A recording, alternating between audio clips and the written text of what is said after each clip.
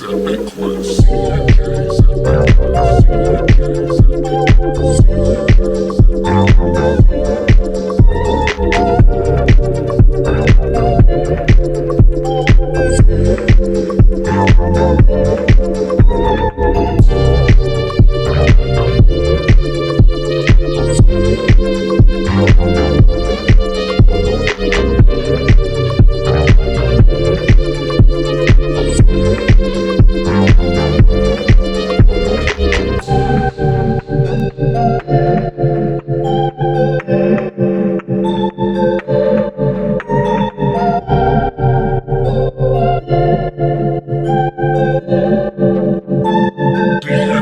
Epic Quest. CMJ's Epic Quest. CMJ's Epic Quest. CMJ's Epic Quest. CMJ's Epic Quest.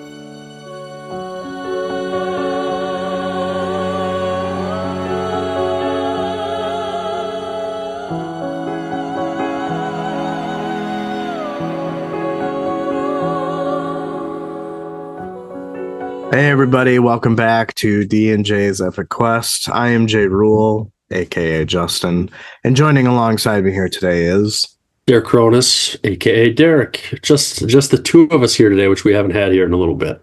Right, yeah. Last 4 episodes, y'all have been treated to a wonderful special guest, and now it's just us. So sorry to bring down on your cloud. We can't spoil you every time, so. This is true. This is very true. I guess we'll have to change things up here for the beginning of our episode, but some sad news as Silverstone's Books is closing down. So by the time this episode comes out, the storefront will be closed. They'll still have the website active through the end of the year, or if he runs out of books before that, then he'll be done, whatever comes first. So definitely a bummer because Justin and I never had a chance to make it down. I know I feel guilty that maybe I should have put more of an effort trying to get down there. But I mean, from me, it is about a 5-hour drive down there, which is doable. It'd be, a long day driving, and you've got an hour or so to get down to me. Yeah. So, such is life sometimes. Just didn't work out. But so we're sad. I'm sad to see the store go. He's still going to be around. I think he's going to try to get his editing business going off the ground. Beyond that, what he's got planned, but it's a little bit I've seen and talked to him about. Well, I wish him the best of luck in his next endeavor, and I'm sad to hear that it's no longer there. And reflecting on that premise, I think it's just one of those things where I don't think we should feel guilty, but rather remember that we shouldn't take advantage, because I just assumed it would be there when we needed it to be there, and that's not always the case. Yeah, small businesses are hard. And, Nebraska, I think he lives in one of the bigger cities in Nebraska. I think it's like a suburb of Omaha, but even by that standard, I don't think Omaha is that big of a city. Nebraska is not a very populated state. Trying to get a foothold in that type of environment is probably not an easy thing. And I don't know if, if he was in like New York or LA or Houston, some other massive metropolitan area, probably be just as hard because you're trying to find a space that probably costs a ton of money. So I don't know. It's one of those things. It's you try and hope for the best, and kind of damned if you do and damned if you don't, I guess. Yeah, but maybe this is just not the end, but a pause. Right. Well, you gave it a hell of a run, and all you can do is try. Mm-hmm. Yeah, that is true. Well, I guess rest in peace, Silverstones. On to our patrons here, and in order of subscription, we've got Jan the Picker, Luciana Trigan, Ryan the Topological, Damien the Rock of Faces, Nate Fiddle Me This, Shield Anvil Dylan, Calvin He Who Witnessed, Livia the Malazan Potato, and then Aaron Mott Irregular, and then I guess we can. Yeah, I don't know what I was going to say.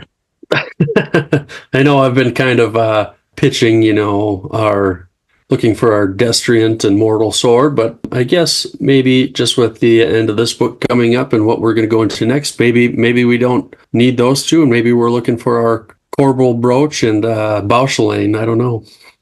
Any one of those characters, come on in. Have some fun with us. Yeah, absolutely. Join our little chain of dogs. That's right. Chapter 23 epigraph here. Were the Black Moranth a loquacious people, the history of Achievient Twist would be known. And were it known from what proceeded first, mention of him following the alliance with the Malazan Empire, his sojourn during the Genevacan campaigns of the same empire, and of his life within the Moranth homogeny itself, one cannot but suspect that the tale would be worthy of more than one legend. Lost heroes, but dark of Nathy. Not really sure what that's trying to say exactly. I think it's just more or less kind of calling out Twist and the things that he did in a very mysterious light. I feel like we don't really know Twist that well. No, I would agree with that. Well, should we kick this off here? Let's kick it. All right. Picker drew her rain cloak tighter against the chill of the air. The Vision Mountains were huge, and Seta was closer to the mountains and river than the map showed, which was a good thing. She watched the trail below her, looking for any sign of movement. Pran appeared at her side and said to expect it to take more time. They had a good amount of ground to cover. Picker agreed, but Blend has the eyes of a cat and can cover that ground quickly. Pran hoped she didn't leave everyone else behind. Picker said she wouldn't. To herself, she hoped she didn't leave them. Pran said they could have saved themselves a lot of trouble if they had just flown over the city instead of going on foot. Picker asked, what if they had been spotted? They don't know what the Panian Seer has for spies, but they would be foolish to think they're alone here. It's still a risk traveling at night. Pran told her the condors are only birds, nothing more, and they only fly by day. If they hide during the day, they should be able to pull it off. Picker said that Spindle and some of the other bridge burners agree, and was cut off when Blend appeared. Pran said he was impressed and asked if she was here to report or was going to leave that to the man who was supposed to report. She said they were about 30 paces behind. Couldn't he hear them? Pran called Blend on her bullshit because he didn't hear anything. Picker told her to go and get the rest of the crew. Before she arrived back with the rest, Quickben appeared and told Pran he had been talking with Twist's second. Pran asked about what. Quickben said they were worried about his infection. He only has a few weeks to live and is in a ton of pain. Pran said they would come back to that. For now, he wanted to hear from Ansi. Ansi blew some snot rockets and took a few minutes to clean himself up. Pran said if he cleaned his armpits next, he would kill him once he recovered from the nausea, and asked what he saw in the city. Ansi said the city was empty, a ghost town. Buildings empty. About all they saw were the feast piles. Pran didn't understand, so Ansi explained they were large piles of bones. They also saw a big bird nest that Blend got a little closer to. They noticed the bird shit coming down the side of the building before the sun fully set. The big vultures were nesting there, they figured. Quickben asked if they were sure Blend wasn't seen. Ansi said they were sure, and Quickben asked if they saw any great ravens. That answer was no. Quickben told them not to trust anything in the sky. Pran asked if there was anything else to report, and Ansi told him Seta is as dead as it could be. Morik was probably the same. Pran said that was fine, but they aren't going to Morik. Quickben said they were flying point the whole way. Ansi mumbled under his breath, and Pran told him to speak up. Ansi said the sappers were missing a crate of munitions and were expecting to resupply at Morik. They wouldn't be happy. Quickben said he forgot to mention that to Hedge, so he would do that immediately. Ansi said they were undersupplied as it were, so if they ran into trouble.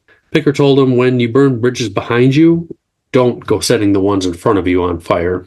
If they get into a situation where 15 cussers and 30 or so sharpers aren't enough to do the job, well, then they'll just be another feast pile. Pran said they had one more jump tonight. He wanted to be at the river errand come morning. As everyone scrambled, Twist came to Pran's side and asked if he had blessed the Bargas gods in Capistan, or perhaps after. Pran said he was told they may ask, but he had not yet been approached. Twist said Pran did acknowledge them in the Pantheon, and Pran said, yeah, he doesn't see why not. Twist was looking for confirmation that his answer was a yes. Pran relented and asked what was wrong. Twist said nothing was wrong, but he would soon be dead and wanted to know what awaited his soul. Pran asked if the Bargas shouldermen had finally acknowledged that the Moranth have the same blood as them. Twist said it didn't matter what they thought. Pran seemed confused and asked why he mattered in that case. Twist said it's because he is the master of the deck. Pran asked what had caused the divide between the Barghast and the Moranth. Twist raised his arm and said, in another realm, perhaps this arm was healthy while the rest of him was shriveled and dead. The Barghast want to see them all dead and cast aside. Pran asked if the inverse was true. Twist said they are not afraid of change or resist it. The Barghast must accept growth, even if it is painful. They need to learn what the Moranth learned long ago. Instead of fighting the Teist Edur, they talked to them and learned they were just as lost as the Moranth, tired of war and ready for peace. Pran didn't know who these people were, and Twist called them the Children of the Shattered Warren. A fragment had been found in the forest of Moranth that would eventually become their home. Corrald Emerlon, the true face of Shadow. There were not many Edur left, so they welcomed them. Now, they are long gone from the Moranth Wood, but their legacy is what made the Moranth what they are. Pran said he had questions. Twist said they didn't kill the Edur. As far as the Barghast were concerned, that was their biggest crime. He wondered if the Elder Spirits felt similarly. Pran said they had plenty of time to think on it, and sometimes that is all that is needed. He thought that the heart of wisdom is tolerance. Twist said if that was true, then he, Pran, must be proud. Pran didn't understand. Twist said he would return to One Arm. The Malazan Empire is wise, and he thinks that is rare. He wishes Pran and the rest well. Man, such a dreary scene. Just at the beginning with Pickers leaning against a tree. I kind of get this feeling that everything is like overcast and it's like drizzling a little bit. Just a cold rain, yeah. Yeah. Oh, they're right, just like we were talking about for you, Justin. It's all good. Not a ton of thoughts for me here, but I don't really remember hearing about Twist and his infection, how he got hurt or sick. But I kind of feel like he was that way when we met him, and I think we met him in Gardens, didn't we? I think we did meet him in Gardens. However, we didn't know his name in Gardens. Okay. It's a long time to think back, and I don't remember that specific detail. But I don't know. That was just kind of a feeling that I had. Yeah, I don't remember. I remember having this conversation with you when I was going through it. I'm like, Twist has an infection in his arm? Like, I don't remember this happening. But I can't even remember if they were utilized earlier on in this book to do something. I don't remember. So yeah, I guess this is probably one of those things where community, if you have any insight or, if we are supposed to not know, just let us know. I think that's fair. Yeah. One of the things that I picked out, how Ansi was saying that the sappers were missing a crate of munitions. It's not beneficial for them to simply skip Marique because they're expecting a resupply. And I don't know if you caught this or not, but the missing crate of munitions was given to Fiddler via the Tri-Galley Trade Guild. Yes. Okay.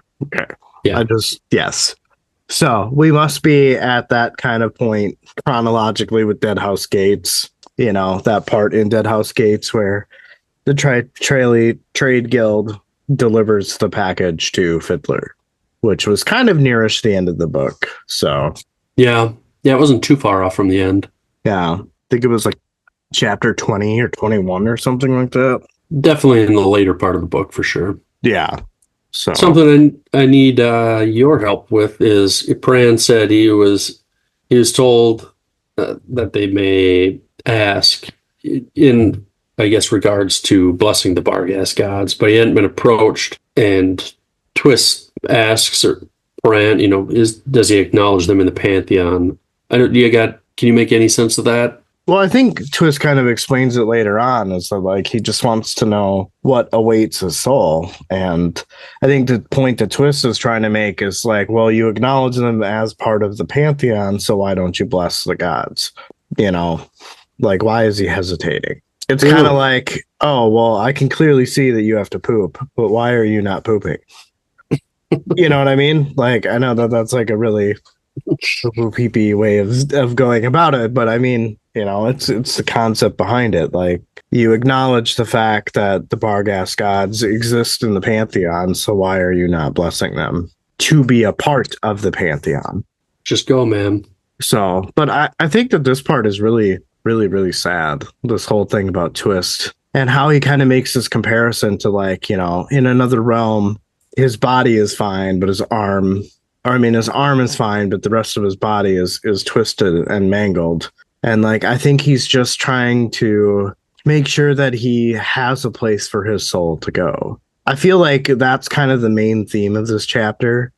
And I know that they talk about like the shattered Warren and the Tist-Edur, and I'm not saying anything because I feel like a lot of that comes up in a later section, and we'll be talking about that, which will then kind of refer to this conversation. But I think I finally, I feel like 98% confident that I understand a lot more of the Warrens and the holds and the deck and all of these things because of this chapter.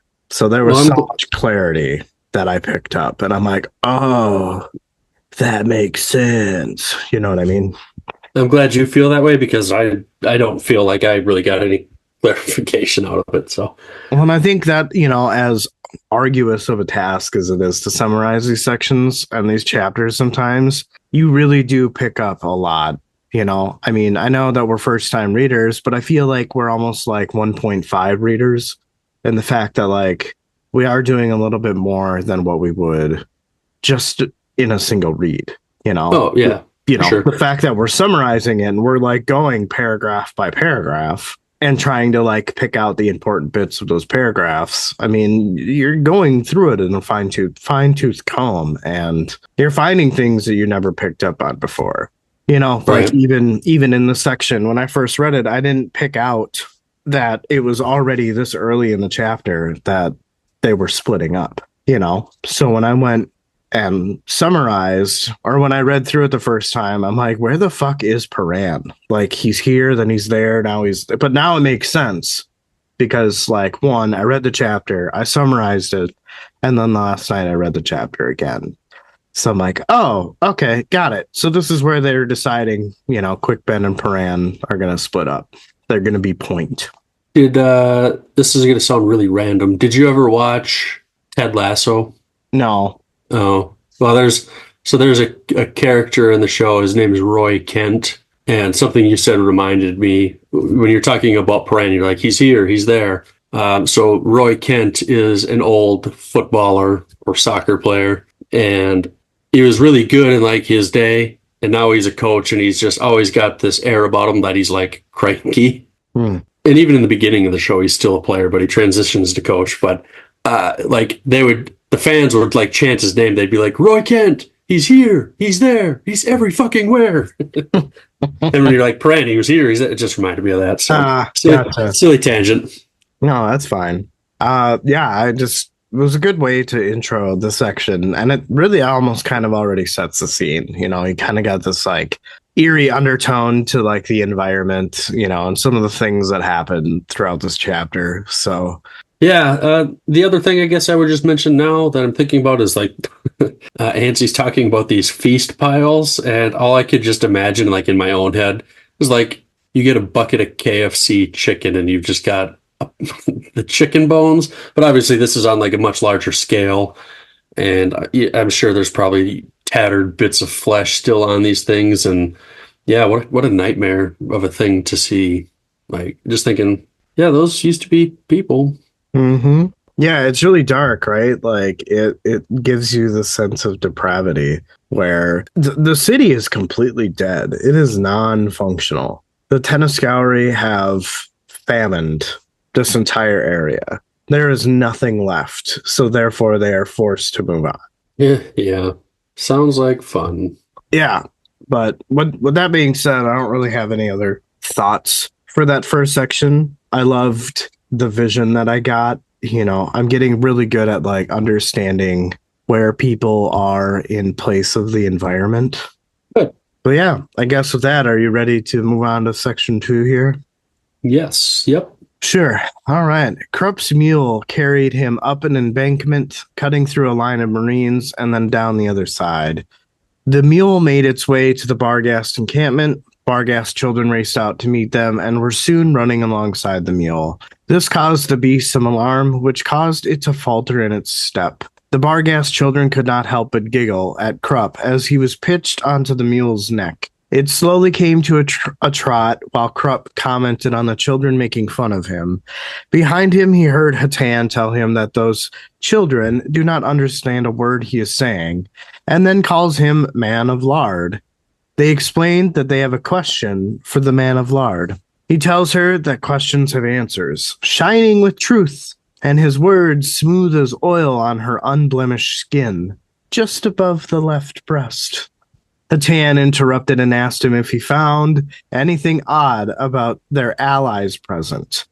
Krupp beats around the bush with another ballsy attempt at hitting on her. After a few more attempts at probing for an answer, Hatan finally gets sick of it and tells him that when she's done bedding him soon, his mule will need a stretcher just to carry him, and she will leave him speechless for days.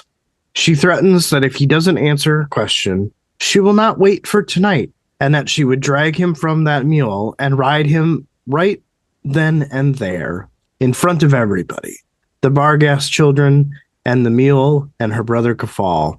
She explains that by the look of his bulging eyes that he understands. Krupp opened his mouth to say something, but then closed it. Kafal noticed and mocked that he learns fast.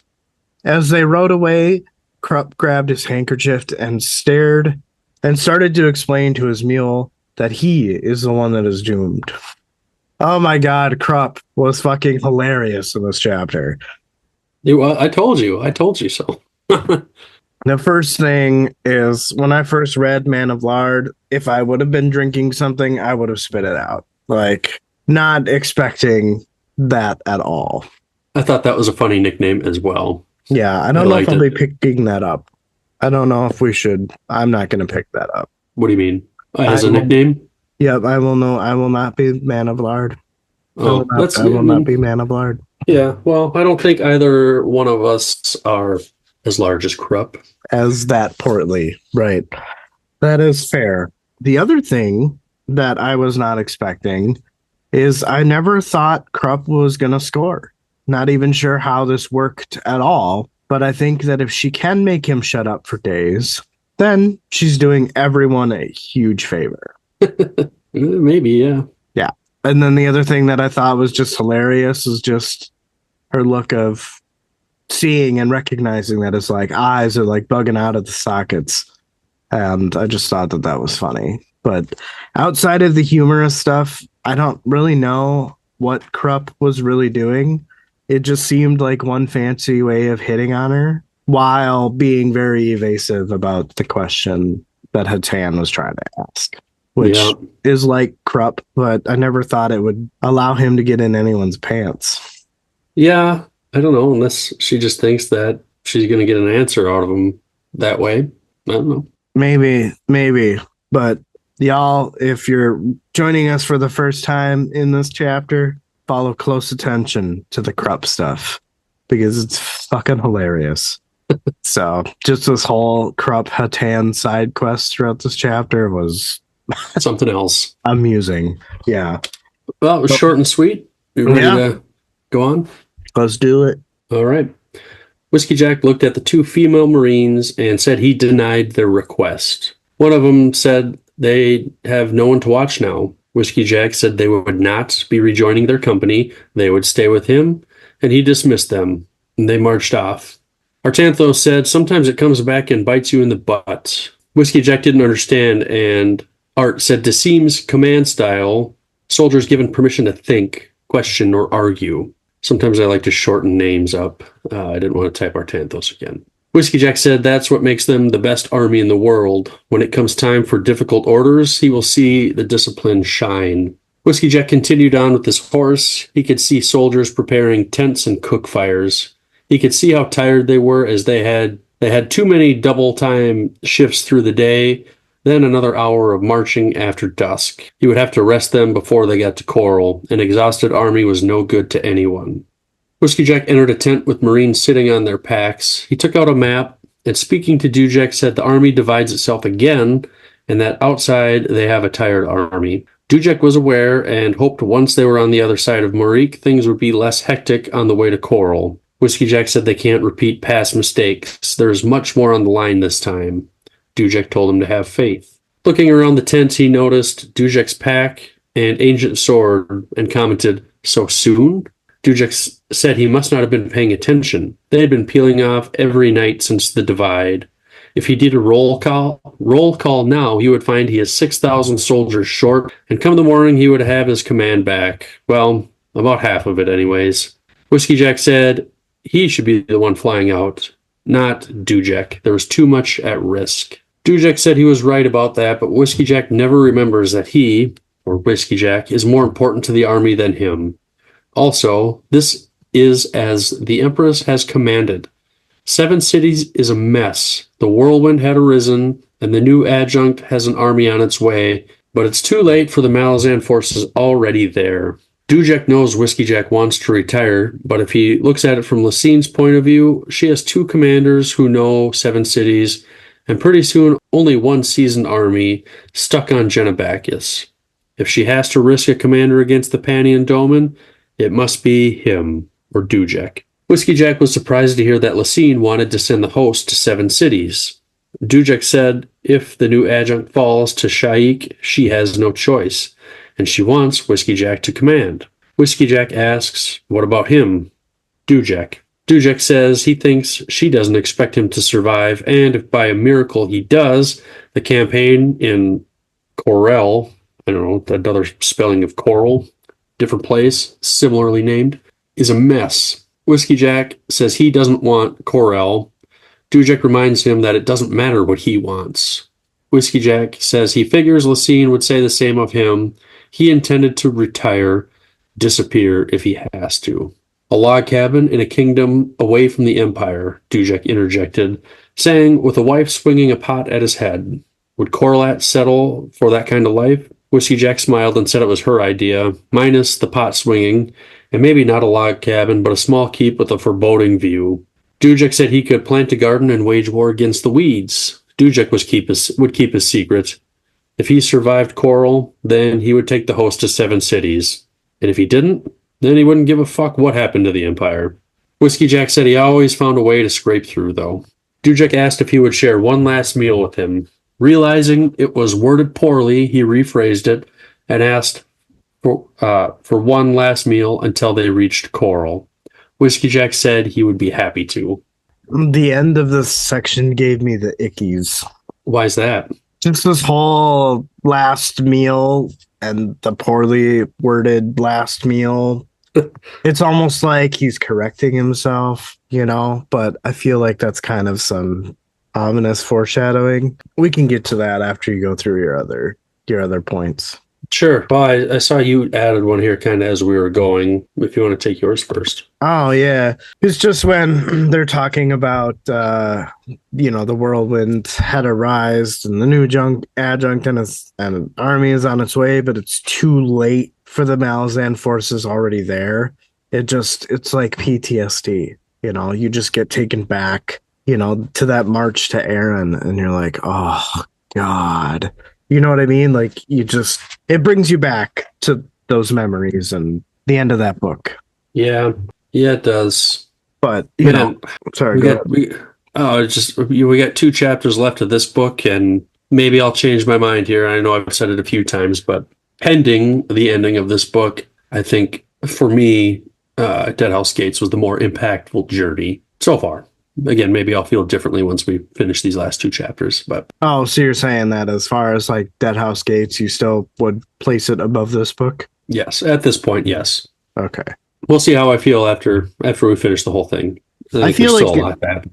Yeah, I feel like it's a close tie. I would still put Deadhouse Gates slightly above, though. So far, yeah. We got to see what the end has in store for us. Sure. What do you got for us now? I thought it was interesting. They're talking about Tavor, the new adjunct, and if she falls to the Shaik, they want Whiskey Jack to command. So it seems to me that doesn't sound like the Empress has a lot of faith in Tavor commanding, leading, pulling off whatever they're going to do. But I feel like we're going to be surprised. I think she's going to be, when we get to her, she's going to be surprisingly efficient we've already seen how cutthroat she is, dealing with her sisters. So I Right. don't know. I think she's going to be fine. I think so too, but I also think that the emphasis is on the fact that all of a sudden Lucine wants Whiskey Jack to command the host to Seven Cities. Don't you think that's an interesting switch? Because this whole time we've been told that Lucine has it out for Whiskey Jack. Now she wants him to lead the host to Seven Cities. I think this goes above not having faith in Tavor. And I think this goes above not having any faith that they can recoup Seven Cities. So I think that she wants Whiskey Jack to command because she's got a feeling that he will go down in a blaze of glory. But why? Don't you think she'd want him to be just like slaughtered and not go down in a blaze of glory? Not to like, I guess, basically martyr himself. I meant blaze of glory as in being slaughtered. Gotcha. Okay. Yeah. So I just think it's funny. And I think that moving on to your next point, which I'll let you take. Sure. And I know you had kind of thought that Whiskey Jack might not survive this book. I think he's probably going to, and we'll probably get him in Seven Cities. But maybe Dujek doesn't survive. Maybe this is the time he doesn't scrape by. I don't know how I feel on that, but I feel probably better than 50% odds that Whiskey Jack is going to survive. I will agree with you. I will recant my thoughts on Whiskey Jack dying because now with this information, right, I feel like what's going to happen is you're right. Dujek isn't going to make it out of this. And Whiskey Jack is basically forced because like at this point he wants to retire. Like Corlott has given him a sense of purpose, right? They want to go and be domesticated. It's kind of like a second life, really. I mean, right. Always known as war basically his whole life from what we can gather, and now he doesn't have to know that or could not. Right.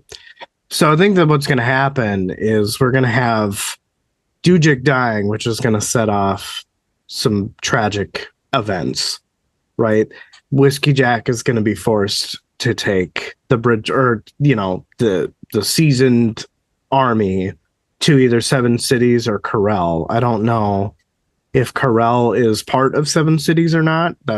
I'm confused about that, or if that's like a whole different continent or whatever. It also kind of ties in to that chapter. I think it was chapter 22 or chapter 21, where we had all of that like ominous foreshadowing and like, those very weird ways that the section ended just were kind of ominous. And one of those was Itkovian and, Whiskey Jack had like shaken hands, and Itkovian had this feeling of he was never going to see him again. Oh, and yeah. I think it's because not that he dies, but because he gets shipped off to another continent. And after reading this chapter, I have thoughts on Itkovian that we'll talk about later. Yes. Or that could have been the reason why that section in chapter 21 was so ominous. So yeah, I just the whole sharing one last meal, just like I felt physically sick when I read that. I'm like, this does not make me feel good at all. I can see that. So we'll have to just read on, though. I mean, we got 2 chapters left to read at this point, so 2 chapters and epilogue. Yeah, well, epilogue's probably like 2 pages at most. I think it's 2 pages. They usually end up being the shortest things in these books. Right. But yeah, with that said, I don't really have anything else to say. Kind of getting into the meat and potatoes of the chapter now. Yeah, well, let's keep chugging along here, buddy. All right, everybody, grab your popcorn, grab your little snuggie blankets. Was this your longest one? This was one of them. Yeah. Let's read with J. Rule here. Under a blanket of stars, from his position on the coral, Paran could see the God's Walk Mountains looming on the horizon. The River Aran became a deep chasm called Ortnall's Cut, about 20 leagues away from Coral Bay. The cut was not visible from this height, but Paran knew it was there. They would likely reach the River Aran's mouth sometime before dawn, and then the following night skimming over the cut's black waters to Coral itself. He thought to himself that once he was there, he would hopefully draw out what the seer had planned for them and dismantle it. Once that was done, it'll be time for him and Quick Ben. His thought was interrupted as the corals were plunging downward by some unseen signal, angling towards the western bank of the river. As they landed, Paran asked his Moranth rider what was happening. The Moranth rider replied and said that there was a dead carrion ahead. Paran asked if the Moranth needed to feed. He was met with no reply and thought to himself that this comment was kind of a low blow. The stench of whatever lay ahead caught Paran's attention. His joints aching, he slowly dismounted. Quick Ben was next to the Moranth officer, and Paran asked if he had any idea what they had found. A half dozen Moranth had been speaking to each other in a circle, and when the lead Moranth gestured for Paran and the wizard to approach, the corpse lay among boulders, 15 paces from the southward rushing waters. It was apparent that the bones were broken and the body was mangled. Paran fixed his gaze on the corpse. Quick Ben spoke to one of the Moranth in a low whisper. The wizard gestured, and a soft glow illuminated the rocks, which made the corpse more apparent and easier to see. Paran cursed and asked if the body was Tistandi. Quick Ben got closer and explained that he wasn't Tistandi at all, and asked the captain if he's ever seen a victim of Cirque sorcery. Paran said that he had not seen a victim to the path of the sky. Quick Ben explains to the captain that the body burst from the inside out, killed by implosive pressure. The mage looked up at the Moranth and said that this was wrong and to tell the truth. The Moranth explained that it was Tist Edur. In Paran's mind, he's reminded of what Twist had said about it being something to do with an old war and a shattered warren. Quick Ben and the Moranth converse about how the Tist Edur died. Paran tells them to hold it, and by his take, the Tist Edur just suddenly appeared somewhere down in the trench of Ortnal's Cut. The only way he could get there would be through a warren, and that it was a complicated means of suicide. Quick Ben said that it wasn't likely suicide, and that it was likely murder. Paran questioned if it was a high mage of Cirque. Quick Ben explains that it was more likely that it was a high mage of Ruse, the path of the sea captain. It's the hardest warren to master, so it's unlikely to be anyone from the Malazan Empire. Quick Ben asked the Moranth if any of the blue or gold had any high mage of Ruse. The Moranth shook his head no and explained that not even in their annals of 7 centuries is there mention of it amongst his kind. Paran murmured to himself that now why does he believe that this Tist Edur was killed by another of his kind? Both Quick and Moranth looked at him. Paran shrugged and said that it was just a gut feeling. The wizard told the captain to not forget what he was. He then looked at the body and told everyone to circle the truth in this. The Moranth officer said that it was possibility that he was Edur and that they used Elder Shadow. The Moranth explained that the shadows swim within the seas, and Caral Emerlan was broken and lost to mortals.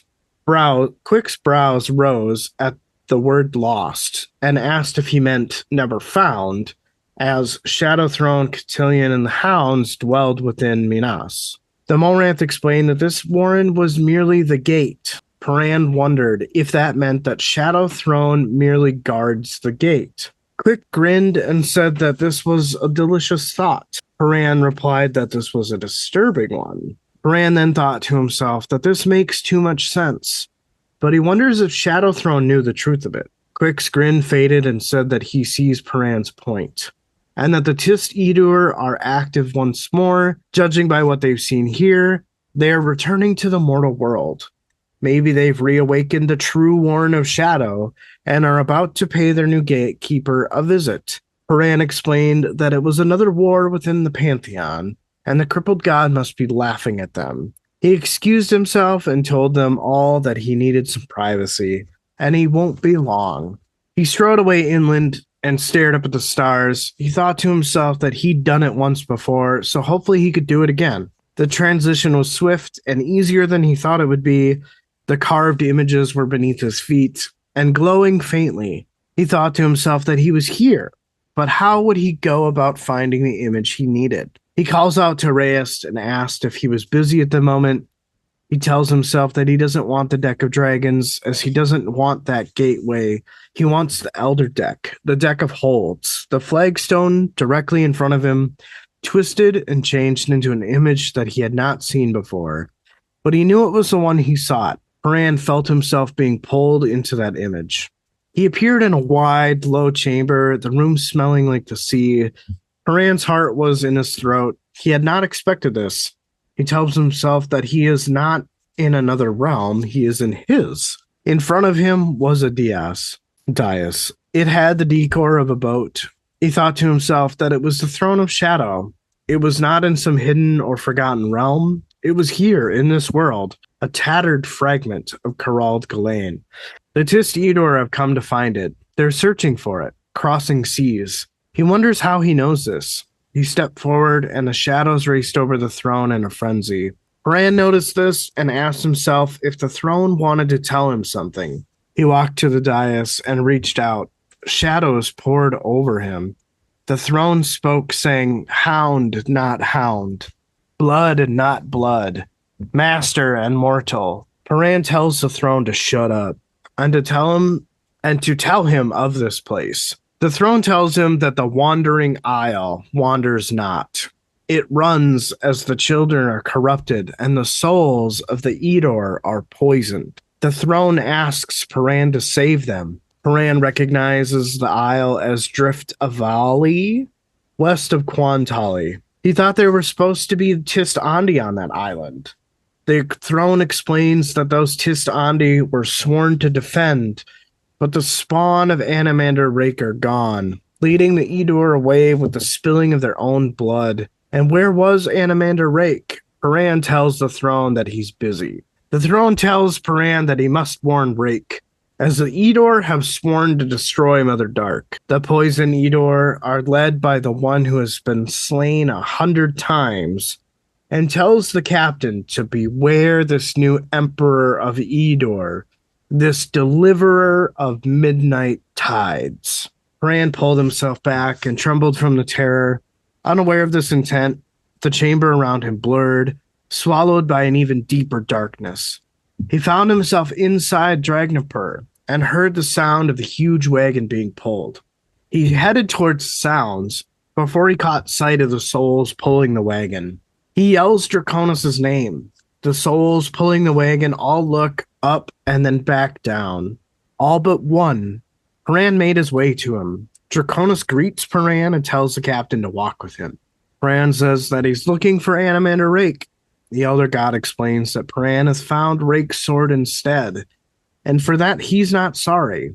Paran tells the elder god not to push him, as he's already spoken to Nightchill, and when he has a decision, Draconis would be the first to know. Paran reiterates that he needs to speak with Rake. The elder god says that this is true, and while Paran is speaking with Rake, tell him this truth as well, that the Lord of Darkness is too merciful to wield Dragnapur, and the situation grows desperate. Paran has no idea what the elder god is talking about. Draconis explains that Dragnapur needs to feed. Paran is told to look around, as there are some that fail to pull this burden. When that happens, they are tossed onto the wagon, making the burden heavier. Dragnapur needs to feed. They require fresh legs. Draconis tells Paran that Rake needs to take souls, preferably powerful ones, and soon. Paran asks what would happen if the wagon stops. Draconis told Paran to look at what pursues them. Paran's eyes followed the wagon tracks all the way to the horizon. Chaos raged, a storm he had never seen before. Lost memories and power born from rendered souls. With a gasp, Paran found himself stumbling alongside Draconis. Before Draconis could even speak, Paran said that Draconis had a very unpleasant sword. The elder god replied and said that chaos and darkness have warred between each other. Each time Mother Dark would yield to the coming of light, to the birth of shadow, her power would diminish, an imbalance growing. He explained that those were the state of the realms around him back in the day, until chaos approached the gate of Carald Galain. A defense needed to be fashioned. Souls were required. Paran asked him to hold up so he could process this information. But Draconis keeps going. He explains that chaos wants the power in the souls Dragnipur has captured, as it will make chaos 10 times stronger. He compares the plight to that of Gano's mortal realm. Devastation, civilizations destroying wars, civil wars, genocide, wounded and broken gods. He explained that the mortal realm is following chaos at a dangerous pace. History means nothing, and lessons are forgotten. Memories of humanity itself is lost. Without balance, Ganoz interrupts him to say that he wants him to destroy the sword. Draconis now understands why Paran hesitates. He explains that he's had some time to think and to recognize the grave error that he had made. He believed that only in darkness could the power that is order be created. He sought to help Mother Dark because she seemed unable to protect herself. She would not answer, wouldn't even acknowledge her children. She has withdrawn deep into her own realm so far that none of them could not be found. Paran tried to say something, and Draconis begged the captain to let him finish. He explained that before the gates were holds, and before the holds was wandering, but more like migration. A truth Draconis had failed to recognize. Paran puts it together that if the sword is shattered, then it will release the gate to its migration. Draconis said that this was correct, as the gate has power within itself to resist chaos. In its current state, the gate is bound to Dragnipur for eternity. But should the chains diminish, the flight slows down fatally. Paran says that either the sword needs souls or it needs to be shattered. Draconis says that giving it souls would temporarily buy them time until the sword can be shattered. He explains that the sword was created out of misguided intentions. There was another truth, though. Little too late, but nonetheless. Paran asks what that truth was. Draconis explains that order is not bound solely to darkness, and it understands the value of balance. Paran reasons to believe that this is why the Deck of Dragons and the Azath exist. Draconis eyed Paran and told him that he was correct, and that the houses take souls and binds them in place, away from the reaches of chaos. Paran tells him that it shouldn't matter then if darkness succumbs to chaos. The Elder God tells him to not be a fool. They are in an imbalance, and losing and gaining can shift the tide. Paran exclaims that he needs to speak with Rake. Draconis tells him to then go speak with him. If Rake still holds the sword. Paran wondered what he meant by that. Paran thought to himself, why wouldn't Rake still hold the sword? A grunt from Draconis brought Paran's attention back. A body lay on the ground. It was Briar's, a demon that was once Draconis' nemesis. Draconis bent over to pick him up, to bring him to the wagon. As Paran watched Draconis with the demon over his shoulder, he could feel himself being pulled away, until he was standing on the flagstone that was beneath the Finnest house. He called out Rake's name, hoping to see the correct image before him, but nothing came. Feeling a sudden chill, he reached out, in his mind, to the House of Dark. He had no idea what came up to meet him. Blinding, hammering into his skull. A flash. Then oblivion. I will say this was probably my favorite section of the chapter, but I did not understand a lot of it. Okay, all right. Well, I mean, we could probably have an entire episode just on this one section. So, I guess let me know what you think you may not understand. I feel like this was a section that gave me like a better grasp of things than what I had known before. Granted, I'm not an expert by any means, but I definitely feel like I get it a little bit more. But the first thing that I had called out was this Ortnol's cut.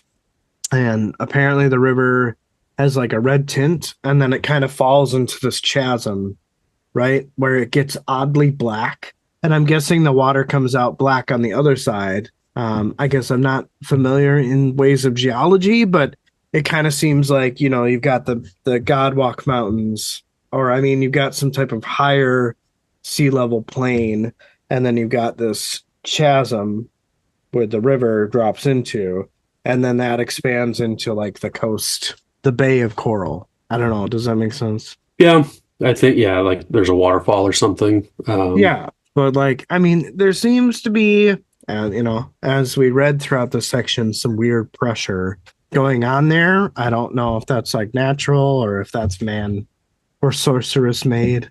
Yeah, I guess I'm not sure. Where they're kind of talking about the corpse and the bones were broken and the body was mangled, for some reason. And I know this isn't the case. This reminds me of the mages that Quickbend left in the desert of Baraku as Whiskey Jack was chasing him. I remember in the very beginning of this book where they kept coming across bodies that were all like mangled up and dried up. This whole High Mage of Ruse, the Path of the Sea Captain. I feel like that's a very oddly specific Warren, and like Sea Captain. I'm really confused by this, but it seems to be really, really rare. It's hardest. It's like one of the hardest, or I mean, it states here it's the hardest Warren to master. So, Quick basically is surmising that, even though the Malazan's roots were seafaring, you would think that if their roots are seafaring, there would be a likely probability that somebody was, Ruse, a high mage of the Ruse of the Path Sea Captain, but no. And then he even asks, like, the Moranth, hey, in your documentation, do you have anything like this? And they're like, no, not for 7 centuries, but you'd think that like there would be one. I guess not. Or maybe it was just a secret. I mean, obviously there's somebody in the Tistidur who is my guess, because they're kind of surmising that this Edur was pushed through this Warren. I had this feeling that somehow like Rake is involved, because I get the sense that, like, we know through artwork that Moonspawn is underwater. So I think this Edur was trying to get to Moonspawn, and maybe it didn't really know where it was, and so it was an accident. Or maybe like Rake pushed it in the Warren to kill it. I don't know. Even though he could just use Dragnipur or any other numbers of ways. I guess ultimately I think this Edur was trying to get to Moonspawn. Or maybe to find Rake, I don't know. Maybe to tell him what the Edur are up to, because it had a change of compassion. Maybe. I mean, there's so many damn scenarios that could apply to this, but I think that, like, if we are to take away, is that, I mean, I don't think it was suicide. I think that he was murdered, like Quick Ben is kind of suggesting. I don't think it would be Animander Rake, because he's not, I don't see how he could be tied to the Warren of the Sea Captain, because he's, Carald Galen, right? The Warren of Dark. I'm just thinking that the only way I would tie it to Rake is that this Edur wanted to find him. Maybe. But yeah, I guess you're right. There's probably not a lot of reason for Rake to kill it, I guess. Right. Yeah, exactly. So I think he was killed by his own people. Why? We don't know. But I would imagine somebody very powerful. Maybe this bringer of midnight tides. Dude, how cool is it we get the drop of one of the titles of the other books in this one? Well, I mean, apparently he's been killed hundreds of times, but he still keeps coming back to life. Like, fuck. Fuck. And my guess is like, kind of what, has been alluded to this entire book, is I think that the Tistidur are in bed with the crippled god, because I mean, again, going back to the first section with Twist, when he kind of explains that, like, when they had met, their biggest crime was that they didn't kill the Edur. But that was because they took compassion for the Edur, because they just wanted peace. So my guess is that, like, yeah, they were warring with Mother Dark and the Tistandi and whoever else, right? So by that time, when they had met up with the Moranth, ex Bargast, they just wanted peace as well. And so, like, I think that, the crippled god or whatever he's doing, just like the Panions, is using players on the board for his advantage. But I don't think aligning yourself with the crippled god in hopes for peace is what you're going to get. I think that maybe the crippled god has convinced them somehow even through sorcerous means, maybe, that the only way to get peace is to take back what they feel is rightfully theirs or whatever, you know? So, I Maybe. mean, it makes sense to me. Like, this whole, I guess we could talk about it when we get there, but yeah. Yeah. So, yeah. The next thing is when they're kind of talking about this never found, like, Corral Emerlane, was never found. It was lost to mortals. And then Quick is like, well, wait a minute. What about Shadowthrone, Cotillion, and the Hounds? Like, they all dwelled within Minas, which the Moranth kind of explained that the Shadowthrone is merely guards to that gate. So, like, if you think of it as like the true house of dark is like a castle, Minas is just the gate to that. Okay. So I think that what is happening is the gate still exists. However, the house has been fragmented by all of these warrings between Mother Dark and the Tist Edur and the Tist Lioness or Lions or whatever they're called. As we've kind of gotten hints of drops of information about that, and my guess is that Rake and the Tisande feel so helpless and don't feel like they have a purpose because they have essentially destroyed their kin and fragmented their warren. So much so where the warren got split up and is fragmented, and like there's different parts all over the world and different realms and things like that. So like they're not completely whole because their house isn't completely whole. Castle needs to be rebuilt. Right. Exactly. And then, when Paran kind of explains that it's another war within the Pantheon and the crippled god must be laughing at them, it's kind of a scary thought. And I can see why the grin on Quick Ben's face fades when that thought is a possibility. So again, what else? I can't see it not being the crippled god. Maybe this was like an unintended consequence and he's just using it to his advantage. I don't know. It seems like, based on this section, that the Tist Edur are looking for a fragment of their warren. Okay. Because when you take light and dark, you get shadow, right? Like shadow cannot exist without you need light and dark. Right. In the natural world, they work in unison. There's order there, right?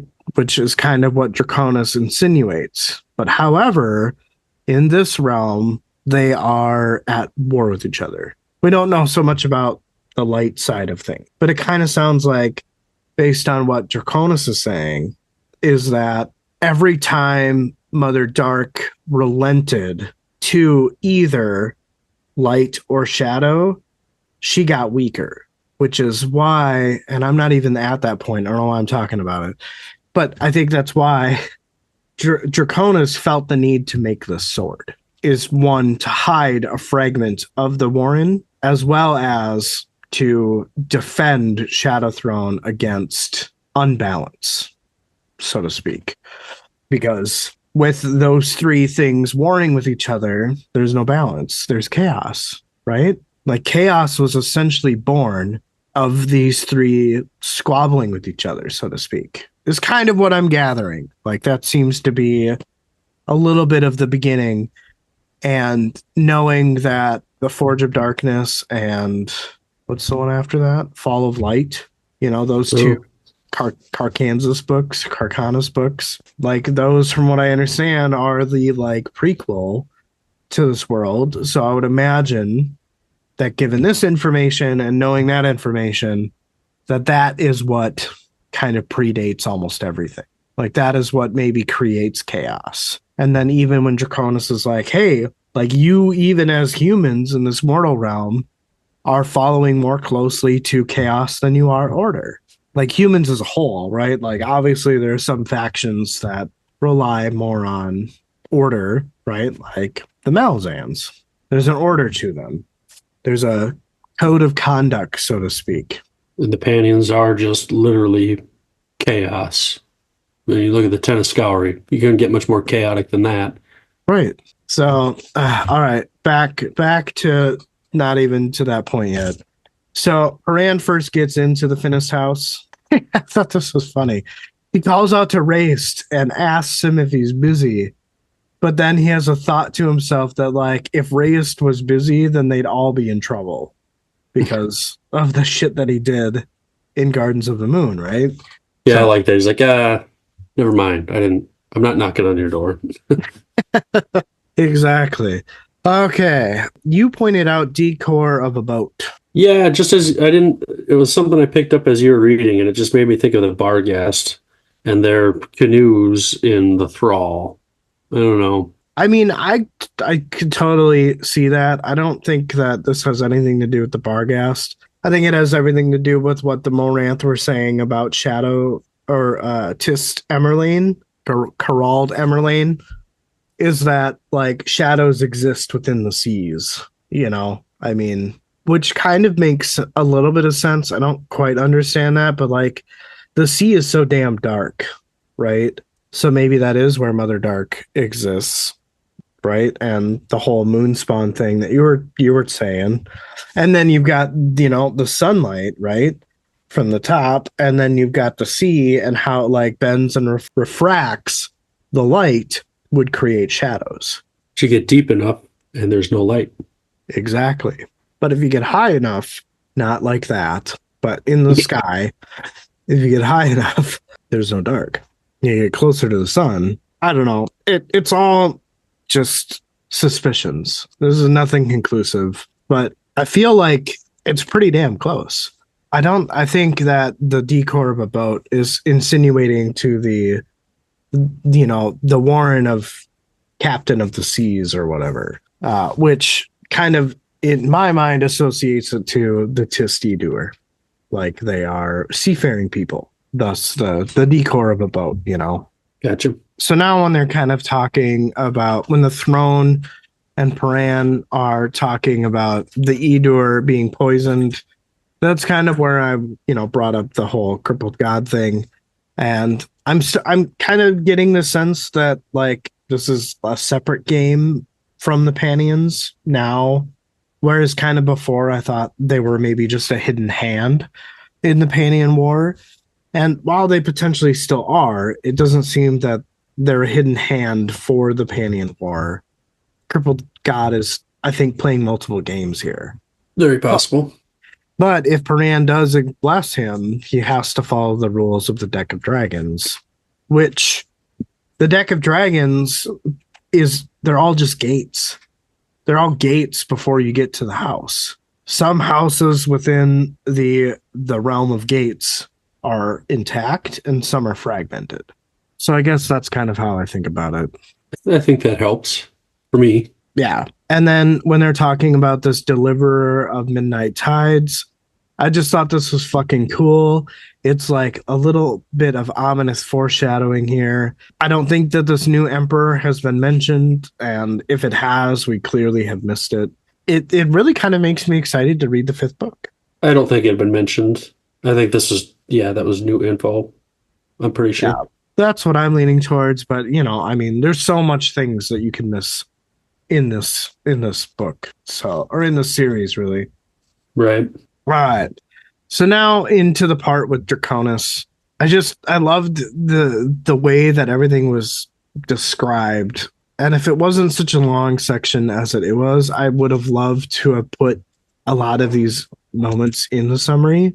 But just even as he was heading towards the sounds, the wagon and like the chains and like, you know, the grunting of people pulling the wagon, was really cool. And even just like as he's calling Draconis's name, everybody, you know, that's pulling the wagon looks up, realizes that Paran's not calling for them, and puts their head back down to go back to work, except for one. I don't know. I just thought that was kind of a cool image. For sure. It definitely was.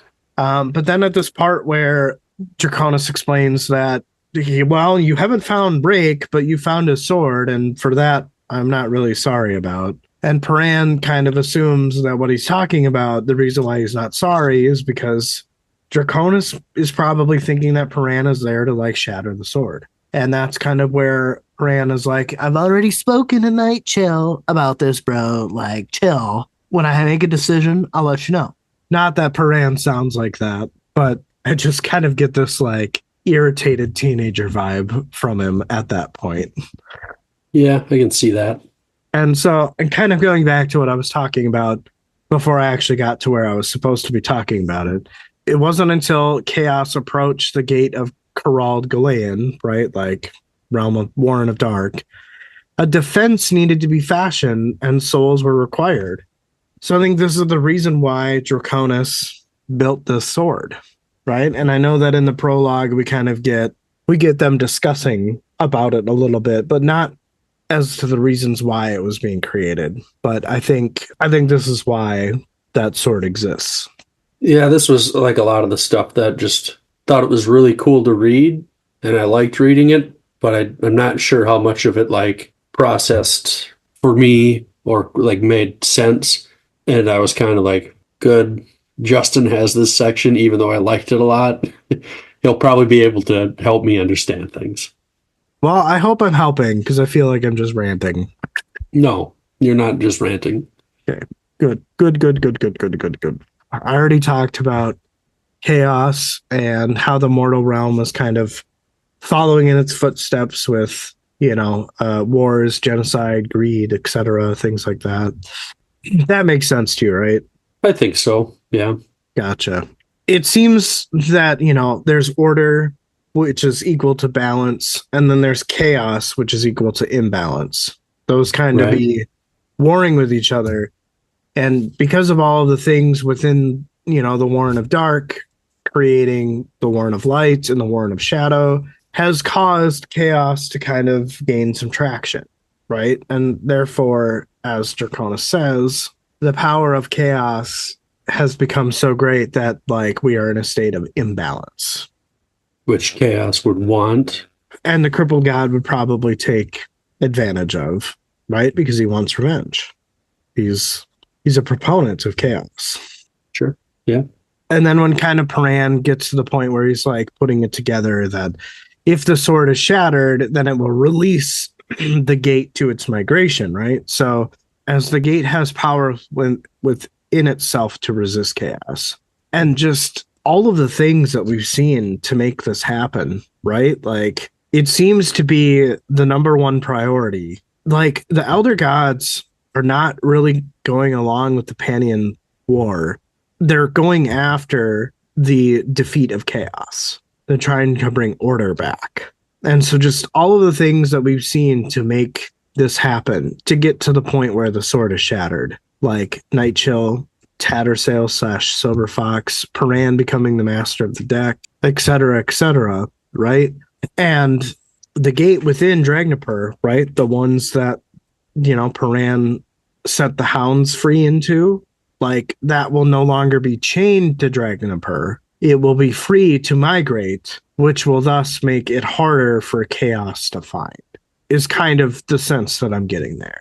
But don't you kind of need chaos and order? Because if you get rid of one, then you've just got imbalance the other way. Maybe I possibly I don't know. I mean, the way that I get a sense from this is that without chaos there is balance. With chaos is the imbalance. I don't know. I guess that's the tough part is, I mean, you're not wrong, but in this world I don't know.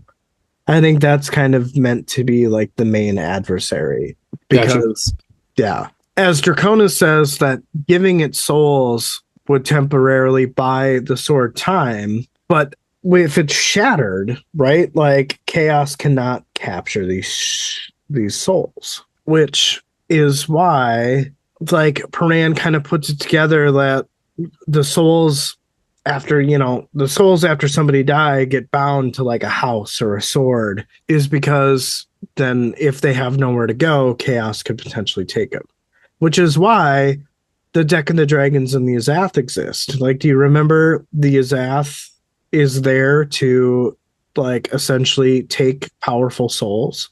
Yes, and I think that's what's happening with the Maybe. Potentially.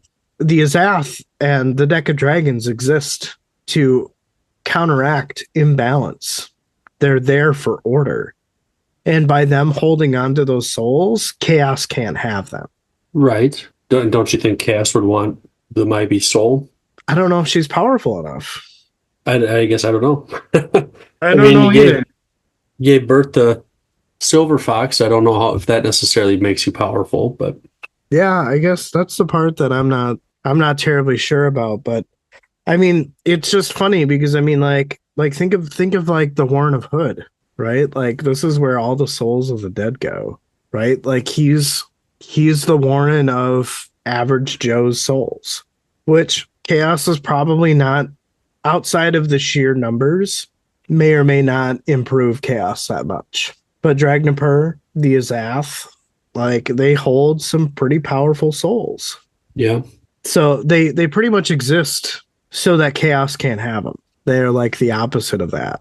So I guess it's nice that Messembre, right, the bear soul taken in Deadhouse Gates, as sad as it was to see him die in the Azath and his soul be trapped there forever, blah blah blah. But also, like if we go back to like the whole Icarium story, right? Like that's a soul with a ton of power. Yeah. I mean, it kind of makes sense as to why they would want him stuck in his Zath house is so that chaos can't get his soul. Yeah.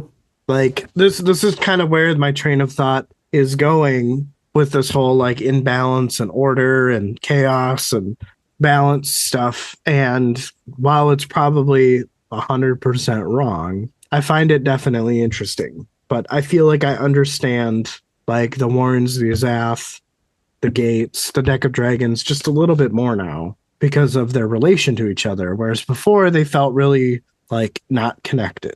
I think it seems like you got a pretty good grip on it. I try. But, you know, the whole, we'll let you talk about your theory now. Shattering the soul is obviously something that will come, but it seems like now that because Rake has been so, what can I say, merciful with it, not letting it feed, whether Rake knows this or not, has kind of caused chaos to like figure it out and find out where these powerful souls are. And so it's chasing them. But this leads to your theory. And I think that this kind of confirmed, like when I was summarizing this, I'm like, oh, I could totally see how what Derek is talking about would be beneficial. What was I talking about again? Itcovian. Right, but even like before, like because I typed, yeah, my comment here that I've got, I typed that after the fact, so I don't remember what was my specific theory. I guess what was I going on? I'm not really like I know what I think now, but I must have had a different thought before, and I'm not remembering. I sound like an idiot, but I don't. I thought that you were gonna that Itcovian was gonna release the souls. yeah, and I think, well, okay, yeah, maybe that was just kind of the vague end of it, but yeah, I think it seems like to me that Itcovian is going to die by Dragnipur. I would think that Itcovian would be a pretty powerful soul to be able to assume all these other souls' grief and sadness and all that, right? Yeah, exactly. And I must have been thinking that there's like two things I was thinking. Like, you know, when Paran is talking to Draconis and Draconis is like, look behind us to see what's following us. And I was like, well, is it like the Ten of Scoury somehow? Like, well, I don't know. That doesn't seem to make a ton of sense. But then Itcovian's holding on to all these souls. And I thought, well, maybe that's it. And he's going to get killed by the sword, release him. I don't know if it'll be some heroic act or something, or somehow he sacrifices himself, you know, to do this. To, I guess, maybe that quenches Dragnipur's thirst for a little while. I don't know. I just woke up the other morning thinking about this. And like, well, that kind of makes sense. I mean, I would 100% agree with that. I think your first thought was that, and I mean, granted, we haven't gotten to this part yet, right? Where they talk about, or was that last chapter where they talk about all the souls? Yeah. See, everything is kind of muddled together here at the end. Yeah. Yeah. For sure. For sure. Well, if it is, I mean, it's not really a spoiler, but like in one of the sections to come, I believe that, you know, Gruntle, Stony, and, you know, Itcovian have a conversation about, you know, what he did with all the souls when he was still occupied under Fenner. And he was just like, oh, I still have them, you know, just like nonchalantly.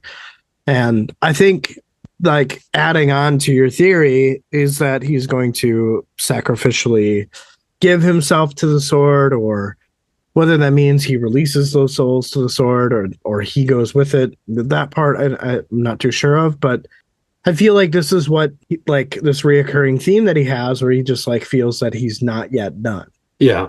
Outside of that, I just this section was like, again, as you said, super cool, very visually stunning. Just the number of things that happened. I mean, I felt like this section alone could have been 3 separate sections. With the Tistador at the beginning, and then his conversation with the throne of the Tistador, and then just this part with Dragnapur itself. They get it. There was It a still lot cool. there. Yeah. But there was so much clarity that I got from this section. I feel a little less confused on things, but yeah, like I said, I still enjoyed it. It was a lot of fun to read. I was just like, the hell is happening here? On first read, that's exactly what it is. But like when you go through and you just like, if you're struggling with the section, I would just recommend just summarize it. Just summarize it and see how much more clarity you get. Well, anything else you want to add here? Are we ready to move on? I'm ready to move on. Pran opened his eyes and water dripped down the side of his face and a shadow covered him. Mallet, Pran said. Mallet said they were wondering if he would ever come back. He had a fever for a while, but it appears it had broke now. Pran asked where they were. He replied that they were at the mouth of the River Aran, Ortnall's Cut. It was midday and that Quickben had to go find him in the night so he wasn't spotted once the sun rose. They strapped him to a quarrel and rode the winds. Bran told him to get Quickben here stat. Mallet said that was easy enough. Quickben popped up and said they had 4 condors pass nearby since sunrise if they are looking for them. Bran cut him off, saying they were looking for Moonspawn. Quickben said that might be right, but that means they haven't spotted it yet, and it seems pretty unlikely. After all, how do you hide a floating mountain? Bran spoke, saying Animander Rake. Quickben didn't understand. Bran closed his eyes and explained that he reached out to him from the deck. Bran thinks they have lost him, and Moonspawn. Along with Moonspawn, the Teist Andy. Well, I think we know how you hide a floating mountain. You bury it underwater. And I guess it makes sense why Bran thinks they've lost him, because when he reaches out underwater, things must work differently or something. He can't get to him. Well, I mean, even at the end of like my last section, he had no idea what came up to meet him, hammering into his skull, a flash, and then oblivion. My guess is that somebody didn't want him to discover Animander Rake, so therefore Paran thinks that he's gone, when really it was just a defense from him knowing what was going on. I wasn't really quite sure how to make sense of that last line in my last section, but I think it's to me it feels like he's reaching out to Rake.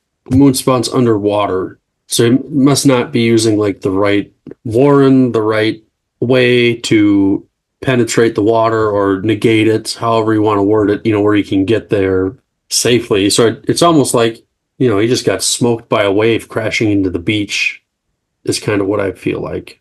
Or he like drowned. Yeah. I mean, well, because it talks about water dripping off and stuff. So I don't know. I mean, I think that was because Mallet was wiping his face with like a washcloth. Yeah, that could be too. I just don't know. Can the Teist Andy not drown? Do they have some sort of like protective air pocket around Moonspawn? Something like that. I don't know. Yeah, I don't know either. I guess we'll kind of, hopefully we find out why and how it's able to do that.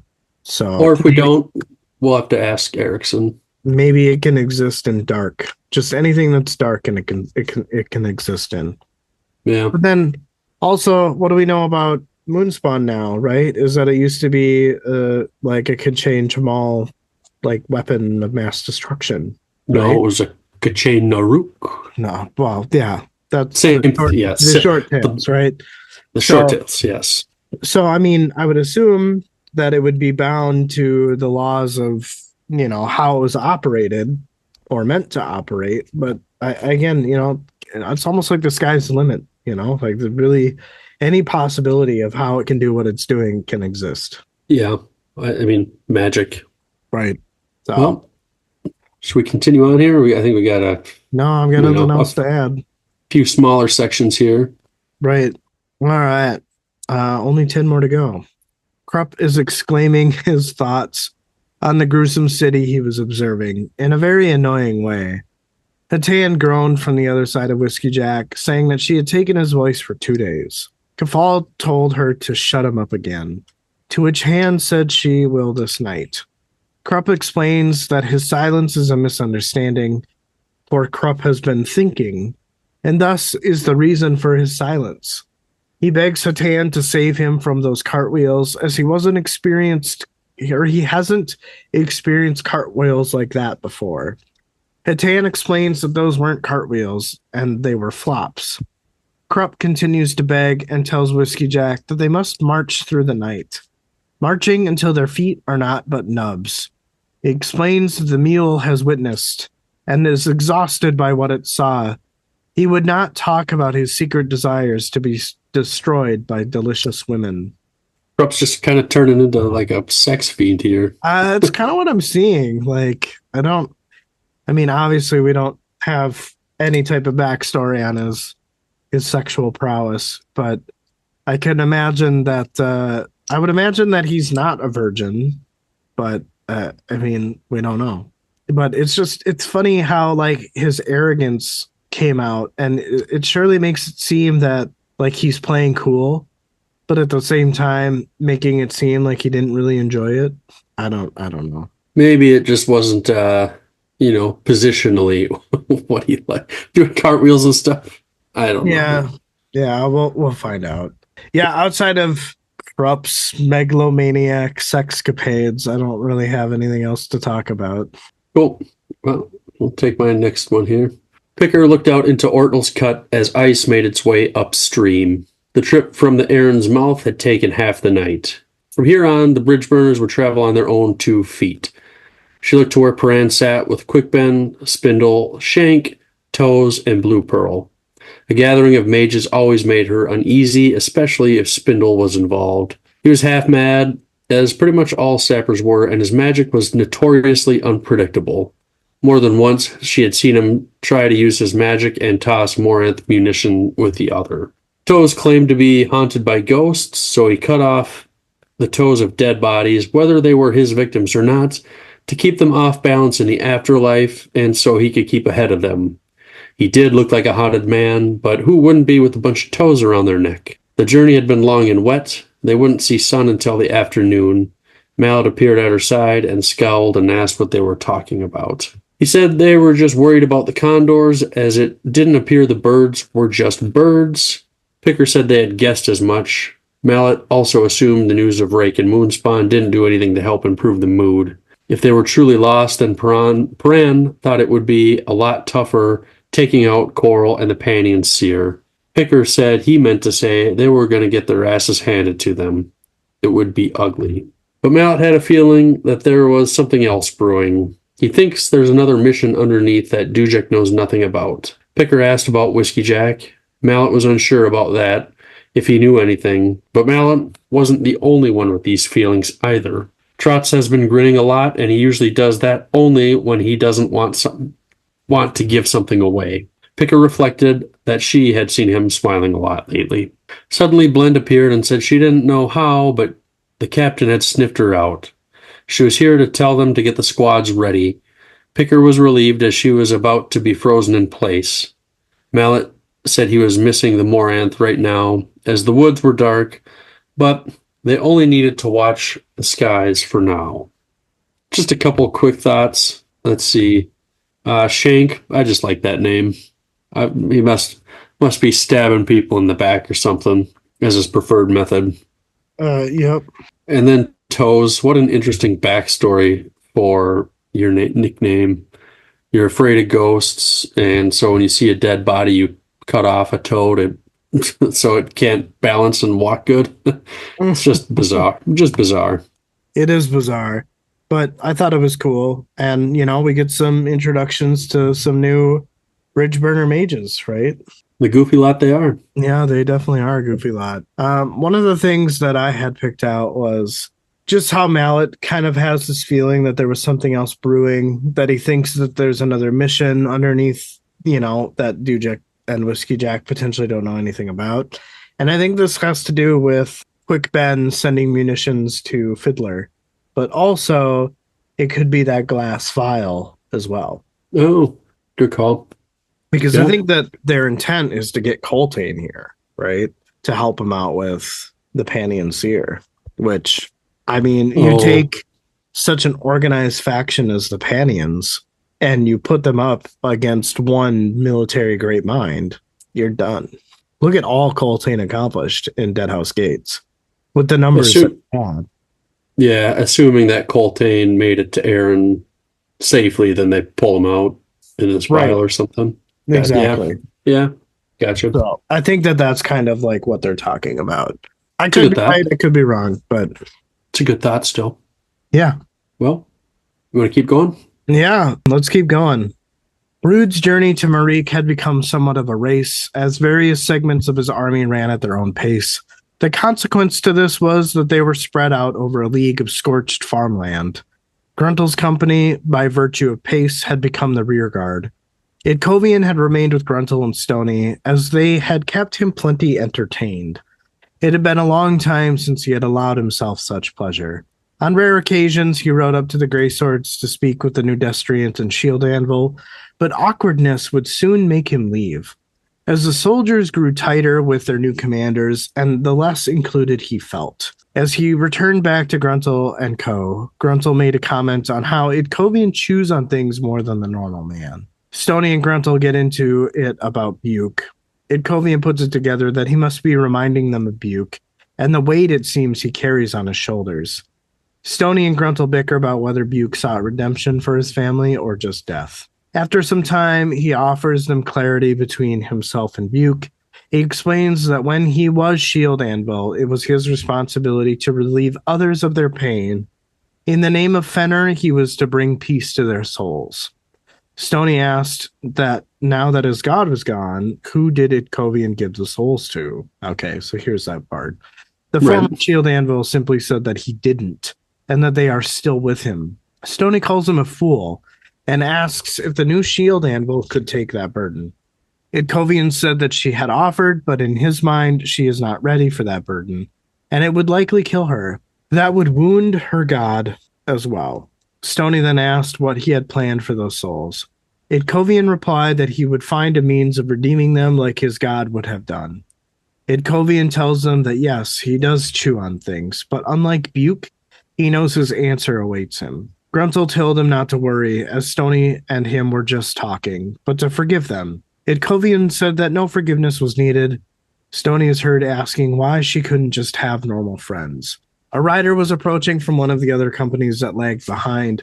The rider asked if it was a bad time, as it seemed the three of them were arguing. Stony said that they weren't arguing, and then asked why the man had such a long nose. Gruntle and Stony get into it about being rude and having manners. After the pair had stopped squabbling, Idkovian welcomed the man. He introduces himself as High Marshal Straw of the Mott Irregulars. He asks the trio if they knew where they were headed. Idkovian answers the question and tells them that they are headed to Marique and then south to Coral. Straw asks if there would be a battle. Idkovian replied and said that Marique was abandoned, but there will likely be a battle at Coral. Straw wonders why. If Marique is abandoned, then why are they in such a rush? Gruntle explained that Brood was in a hurry to beat the Malazans to Marique, as the alliance had become uncertain as of late. Straw explains that he's not surprised by this and knows why the Malazans are moving fast, as he has spies within the Malazan army. Gruntle asked why then were they moving so fast. Straw answered that it was because of the Black Moranth, coming each night to take a company with them, and there's only 4,000 soldiers left marching on the road. He reveals that even Dujek is gone, and Whiskey Jack is leading the march. They come to the Marique River to create barges to help them down the river. Idkovian asked Straw if he had made Brood aware of this. The Mott Irregular replied that he had not, because he and the Bull brothers recently had a conversation about this, and it was because they were forgotten. Gruntle cleared his throat and asked Straw if he ever thought about letting Brood know about this. Straw replied that they didn't want to upset Brood, as he recalled. They, the Mott Irregulars, were told to go away. Gruntle asked why Brood would ask them to go away. Straw explained that it wasn't Brood, but it was Calor. Yadkovian suggested that they still tell Brood about the Malazans. Straw explained that they have some Motts up in the Vanguard, and they had people who were trying to reach the Warlord, but kept getting turned away by Calor. Gruntle chimed in and said that this was curious. Straw reveals that they are thinking about dipping out, as they miss the trees in Mott Wood. Gruntle said that he wished that they wouldn't leave, and Stoney said that there were trees near Coral. Straw said that this would make the Mott Irregulars very happy, and that they had been blunting their weapons and had wanted to kill something, like that wagon that's been following them. Gruntle was like, "Oh, dude, this is a bad idea," as those people were necromancers. After a few more conversational lines, the trio watched the man depart. Yadkovian looked at Stoney and asked if they should let Brood know about the Malazans. Stoney said that it didn't really matter, as Brood was going to reach Marique first anyway. Maybe Dujek has already conquered Coral, and they won't have to do much of anything. Gruntle said that she had a point there. Yadkovian thought to himself that maybe what Stoney had said was right. So what was he still doing this for? He thought to himself that maybe he is done.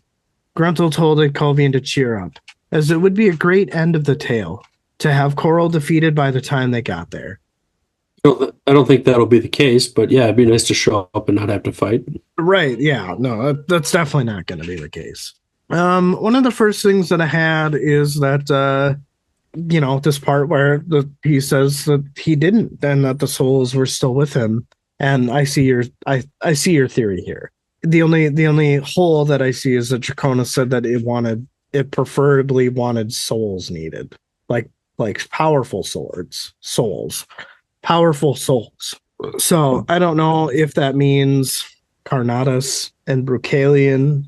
I would assume that Hood took Brucalion's soul. I think the only powerful one that I can think of would be Carnatus. But I think, like, if Yadkovian dies by the sword, I think he's powerful. Plus, he's got 100,000 souls with him. So even if they're not the strongest, you've just got a large volume of them, and maybe that makes up a little bit of the difference. Yeah, or that makes you more powerful. Sure, yeah. Yeah, that was the only hole. Not that, like, it's a huge defensive stance on my end. Like, I still 100% agree that Yadkovian's going to do something with Dragonpur and his souls. Whether he goes along with it, I don't know. Yeah. The other thought that I had is when Yadkovian replied that he would find a means of redeeming them like his god would have done. Now I understand the whole souls thing, and we talked about this previously, but it's essentially to protect them from chaos, as we learned in Paran and Draconis' section, right? Like, I feel like intrinsically I don't feel lost when it comes to, like, the people that die here. Those who exist in the spirit realm are essentially to be protected from chaos. Oh, I'm just sorry. I was trying to think how to, like, word it. And that's, like, I feel like that's kind of what's happening with the Maibi and the Night of Death. Like, they're just trying to keep her away from chaos. I don't know. It very well could be. But I feel like, is that really a gift if that's what happens to everybody? I guess you got a point. You know what I mean? Like, is that really something just, like, put on a pedestal and say, like, hey, yeah, you died, so now your soul is protected. That's my gift to you.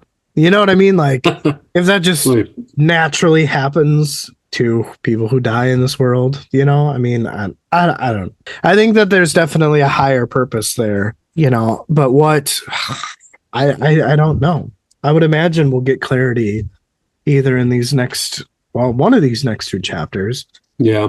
Or even the epilogue. I can see the epilogue being just a couple of pages about what happened to the Maibi.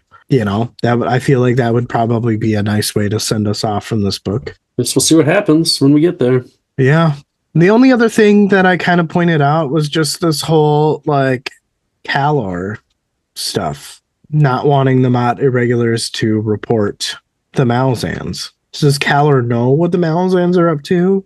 And does he have enough foresight to predict that the Mott irregulars are going to report that to Brood? I don't know. But if that is the case, what advantage does that play him if the Malazans, or if Brood is not told about the Malazans? I don't know. But like as Stoney says, what's the difference? Because they're going to get to Marique first anyway. I think it's interesting. I don't know. Like it's almost kind of like he's staving off the turmoil that would come from the alliance if Brood had found out about this. Like maybe that would have pissed him off and he would have done something about it. So why wouldn't he just tell him? I don't know. I think Kaller is working for his own motivations at this point. For sure. I mean, I think that's apparent as we see him towards the end of this chapter. Yeah. So maybe that'll make sense when you go through your Kaller section here. I'm ready to move on. I don't have any other thoughts. I think that there was definitely some hilarity in here, kind of like easing the tension. Itkovian kind of feeling the sense of exclusion, but he's like at peace with it, and just kind of enjoying the company that he's in is a much different Shield Anvil than what we've seen. Sounds good. All right. Section 9. Hatan said that rivers were good for two things, drinking and drowning in. Whiskey Jack said he thought her ancestors were seafaring people. Hatan said they had gotten wise and buried their canoes. Whiskey Jack said she didn't sound like herself, and Hatan said that's because she was about to puke on his boots. Umbral Tower said to not give her any mind, as his daughter had been bested by a Daru. Hatan didn't want to hear it. Whiskey Jack said she would be happy to know he had been resting on another barge while she had been suffering in recovery. Hatan said that's because she was going to kill him if he stayed on this boat. The man did have an appetite, she admitted. Her father found this funny and said he was excited to meet this man. Whiskey Jack warned him that appearances could be deceiving. Tower said Hatan was her mother's daughter. Whiskey Jack asked where she was, and he said almost far enough away for him to breathe a sigh of relief. Almost. Maybe once they reached Coral. They were perhaps a day away from the city, and everything was abandoned. Tower did not like this. Someone asked if they thought Brood knew what was going on. Whiskey Jack said he assumed he knew something, as there were Mott irregulars in the stables. Tower asked who the Mott irregulars were. Whiskey Jack explained they were for the most part a mercenary company made up of woodsmen and other folks. The Malazans had taken over a city, and Dujek didn't want their supply lines raided by these renegades, so they fought them for the better part of a year and a half with very little success. By the time they withdrew, Brood had accepted them into his army. Tower said the Malazans were a complicated group. Whiskey Jack said that was the case sometimes, but other times they were very simple. Tower continued, saying one day their army would march on the Barghast. Whiskey Jack said he doubted it. Tower asked why, if they were not a worthy enemy. Whiskey Jack said they were more than worthy, so they would be met with respect, hoping to make trade agreements, forge borders, and if the Barghast didn't want to play that game, then the Malazan envoys would disappear, not to be seen again until the Barghast decided otherwise. Tower said they were strange conquerors and asked why they were on the continent. Whiskey Jack said to get rich. Tower asked if it was only silver that interested them.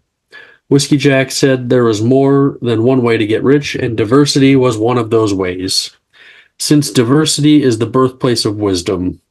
Hatan yelled at them to shut up as she felt as though she might die. Tower had a thought and said perhaps she was not seasick after all. It took Hatan a moment to catch her father's meaning. Oh boy.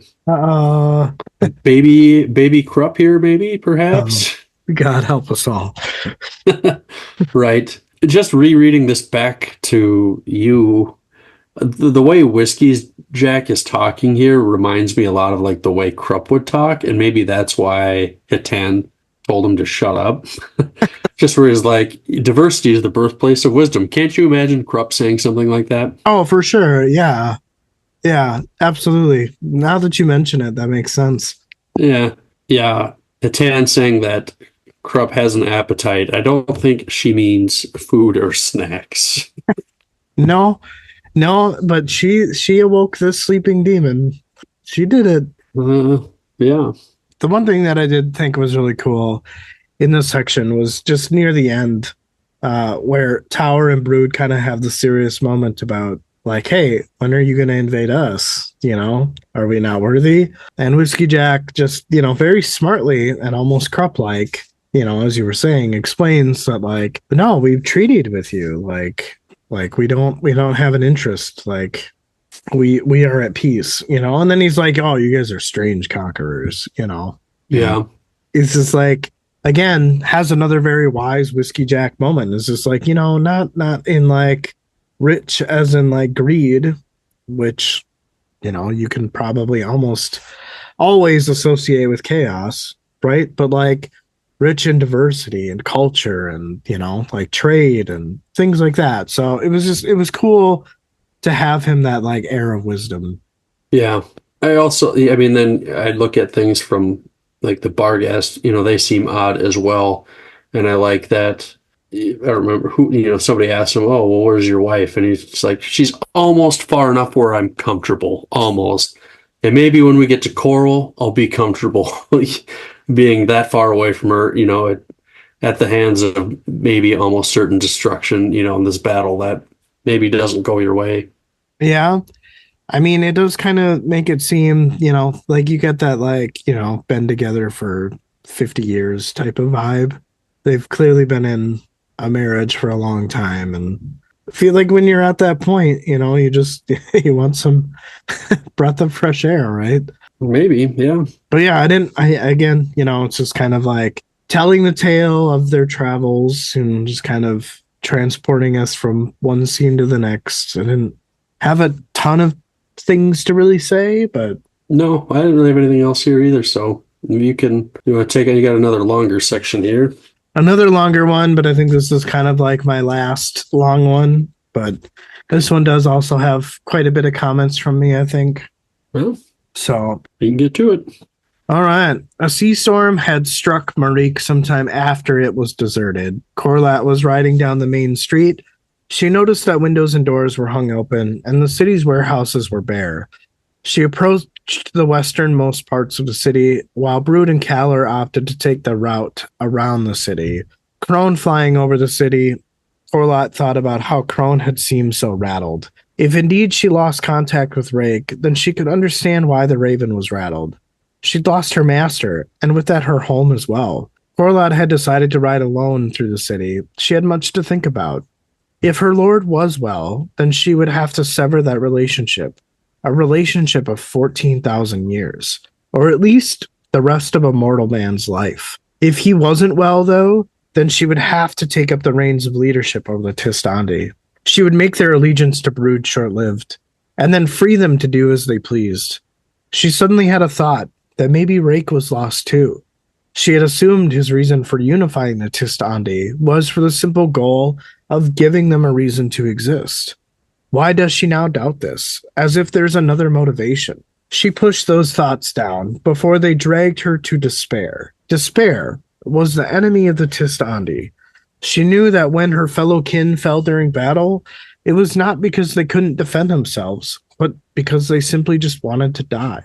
She wondered if Rake was leading them away from their nemesis, taking them away from despair. Was this his only goal by mixing up their understanding? To keep them from realizing his singular goal. She tells herself that she never should have pursued these thoughts.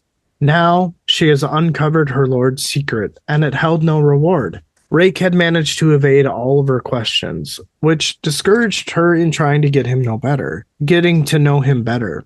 She was hurt by it, to choose not to share. She realized then that she could not just abandon her kin to their own desires, and just like Rake, she could not answer their questions. She wonders how she would tell Whiskey Jack all this, and hoped that for her sake, that he would join her and stay by her side. She eventually met up with Caller, Brood, Outrider, Hurloshell, and Corlat's second, Orphantal, on a causeway. They watched as the Malazan barges floated downriver. Corlat deduced that they had been constructed by sorcery. She dismounted and headed to where the force stood. Orphantal greeted her, and they conversed about her ride in. Calor, like a big dick, told them to speak in a language they could all understand. Brood tells him to stow it, as he didn't want the Malazans to see them bickering. Corlott could see Whiskey Jack on the lead barge. Soldiers were everywhere, guiding the barge closer to the platform. Whiskey Jack had seen Corlott. Soldiers got off the barge and began working. Hatan did as well, looking sickly. Humbrol Tor asked Brood if they were to make haste to Coral. Brood said not unless there were more barges upstream, as it seemed their army was looking a little light. Tower said that 3 clans of the Barghast were on the barge, but the rest of the Barghast had elected to walk. Whiskey Jack said that there wasn't even barges for the entire force, so Jujek opted to split. Before he could finish, Calor interjects and demands to know where in Hood was he. Whiskey Jack begins to explain, but Calor figured it out, and that was the Black Moranth, or taking Jujek and his half to Coral. Whiskey Jack said that he doubted that this was possible, but asked Calor that it would be nice to get to Coral and have it be pacified. Calor said something else, to which Brood ignored, but told Whiskey Jack that this was not the plan that they had created together, and it seemed that the plan was made with deceit in the Malazan's mind. Whiskey Jack said that he disagreed, as Brood had hidden Moonspawn and what Rake had intended to do with it, so they thought they'd fashion something similar. Brood explains that they never intended for Moonspawn to make a preemptive strike on Coral, but just so that they could gain an advantage over their allies. The timing they had in mind was for a combined effort. Whiskey Jack offers reassurance that Dujik still agrees to this, but with Crone and the Ravens being pushed back, the Alliance, have no intel on the plans being made for their arrival. If the Panian Seer has laid out traps for them, something they couldn't help but march right into, then they wanted to know. They sent Paran and the Bridge Burners to within 10 leagues of Coral to have a covert approach to the city. The Bridge Burners are not enough to counter the Seer, so Jujek is going in as their backup relief. Calor snapped and asked why they should believe him. All he's done since the beginning is lie. Whiskey Jack shrugged and explained that if 6,000 Malazans can take out the Seer, then they have severely overestimated the Panians. He and the Malazans believe that they're in for a fight. Brood asked Whiskey Jack what the Panians have cadre mages and those damn condors.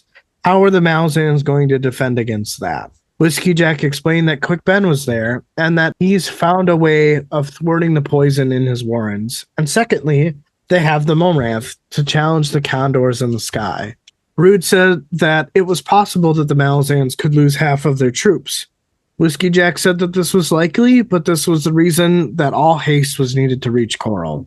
Aller suggests that they wait for the Panians to exhaust themselves before going in. Corlott sensed that the Calor's words were sinking into the warlord's mind. Corlott said that what Calor said was a petty response. Calor snaps and tells Corlott that of course she would side with her lover and throw caution to the wind. Corlott faced Brood and explained that if what Whiskey Jack said could not be supported, then no. She wouldn't agree to this plan, but it can be. She tells Brood that she's made her claim to the Tistande in Rakestead and urges him to get to Coral to be the relief that Dujek will need. Calor, being the dick he is, said that they should take their time getting to Coral, as this would provide rest for the army. Brood hissed between his teeth and said that Calor speaks with considerable reasoning. Whiskey Jack chimed in and said that it should be the difference between getting to Coral with an efficient battle underway or corpses. Whiskey Jack finished his statement by saying that it was their decision, but they will cross first and risk the exhaustion. Corlott turned to Brood and asked him if he still had faith in the Tistande. Brood said that of course he did. Corlott explained that she and Orphantal will accompany the Malazans and serve in Brood's interest. Calor delivered another line of sarcasm, and Orphantal told him that this was his last insult. Brood bellowed them to stop, and told Calor that he had faith in the Tistande. Calor told the warlord to beware his fears. What Brood said under his breath to Calor was barely heard by Corlott. Calor was visibly paled. Corlott told Orphantal to gather the Tistande. Tower laughed and cut the tension, and stated that he thought when they arrived they would be bickering. Okay, I'm officially done with the long sections. Woofta. Woofta, woofta. Okay, all right. First thought was just this thought that Corlott has about like, oh, well, if Rake is okay, well then time to sever a 14,000 year relationship. or at least the rest of a mortal man's life. And I just thought, like, all for Whiskey Jack, for cute.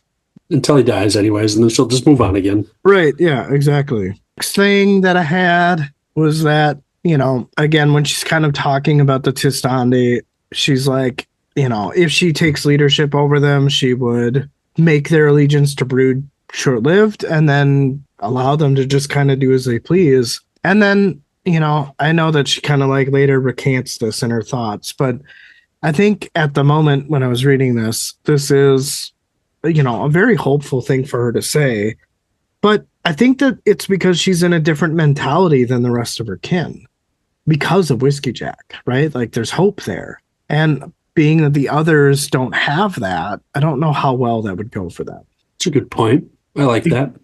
Because like even in this next thought that's just so heartbreaking is that, it's not like when her fellow kin fell during battle, it was not because they weren't warriors or that they couldn't defend themselves, but they simply just wanted to die. It's like death. It's like suicide by cop. You know what I mean? Like, yeah, you totally have a ton of actions.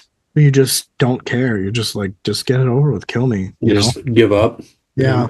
The part where she goes, now she has uncovered her lord's secret and it held no reward. I'm not sure that I feel like this is true, but maybe there's some truth to it. Animander essentially has taken a race that's so down on themselves and giving them hope just to use it for his own purposes seems maybe like a win-win in Rake's mind. But I do think that he's got some ulterior motives. And I think that's what Corlett has figured out. I'm sure he does. Like, I know in Gardens of the Moon, there was this conversation that Rake had with Baruch about the Tistande and giving them something to like live for. But I think that I think it's more than just that. I think that he did it to, one, give them something to hope for, but also to serve his purposes. I'd agree.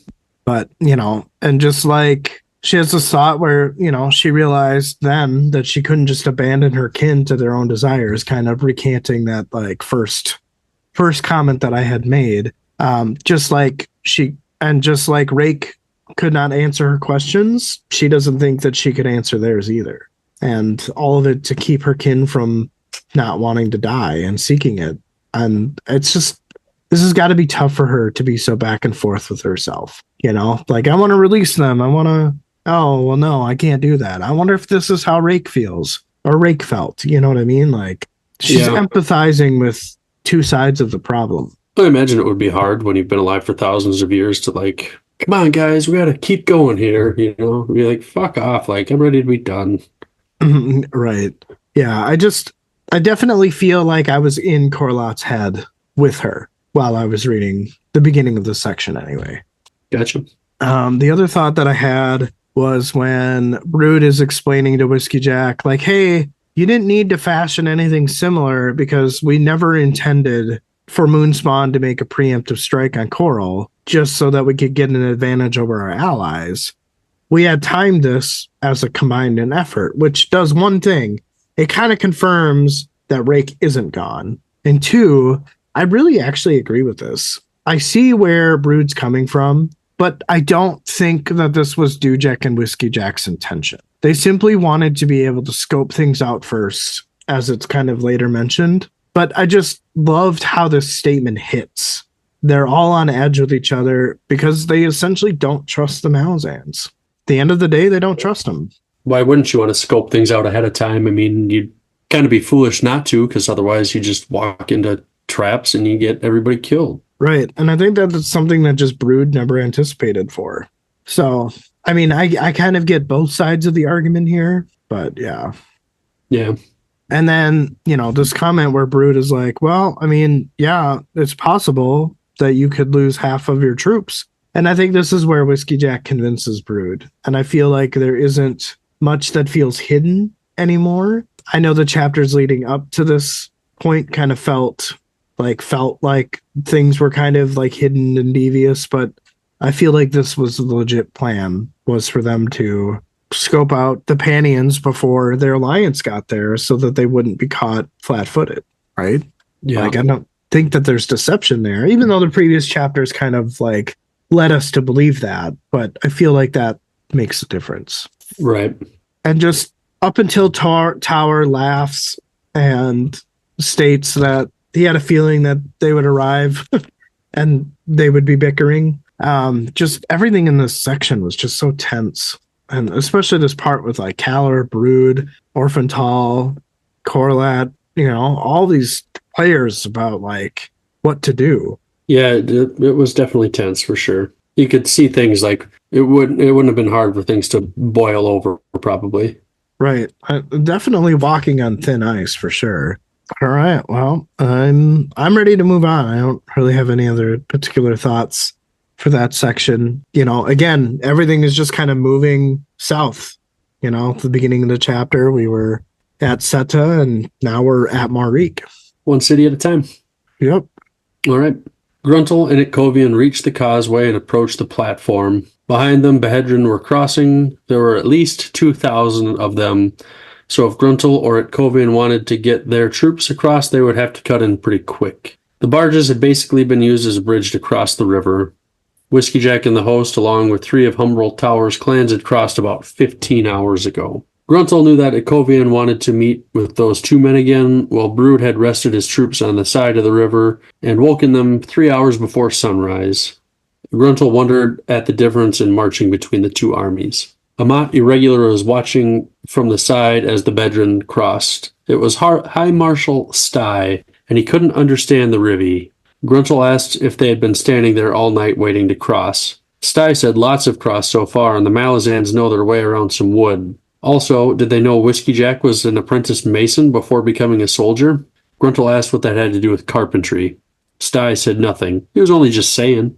Gruntle asked if he was waiting for the rest of his company, and he said no, they'd show up eventually, after the Behedrin, so they could collect their poo. The Rivi do that too, and they've had to fight over it even. He pointed to the pile the Rivi were gathering up and guarding, and said if he got any closer, they would pull knives.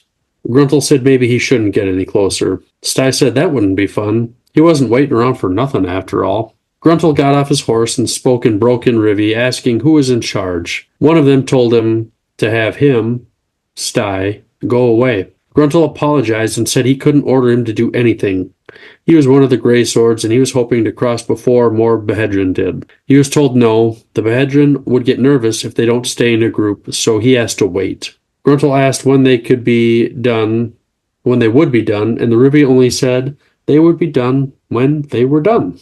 Gruntle heard a thud behind him and saw Sty with a literal shirt full of shit and the Rivi guard on the ground as Sty raced over the makeshift bridge. Itkovian asked Gruntle if he saw what had taken place.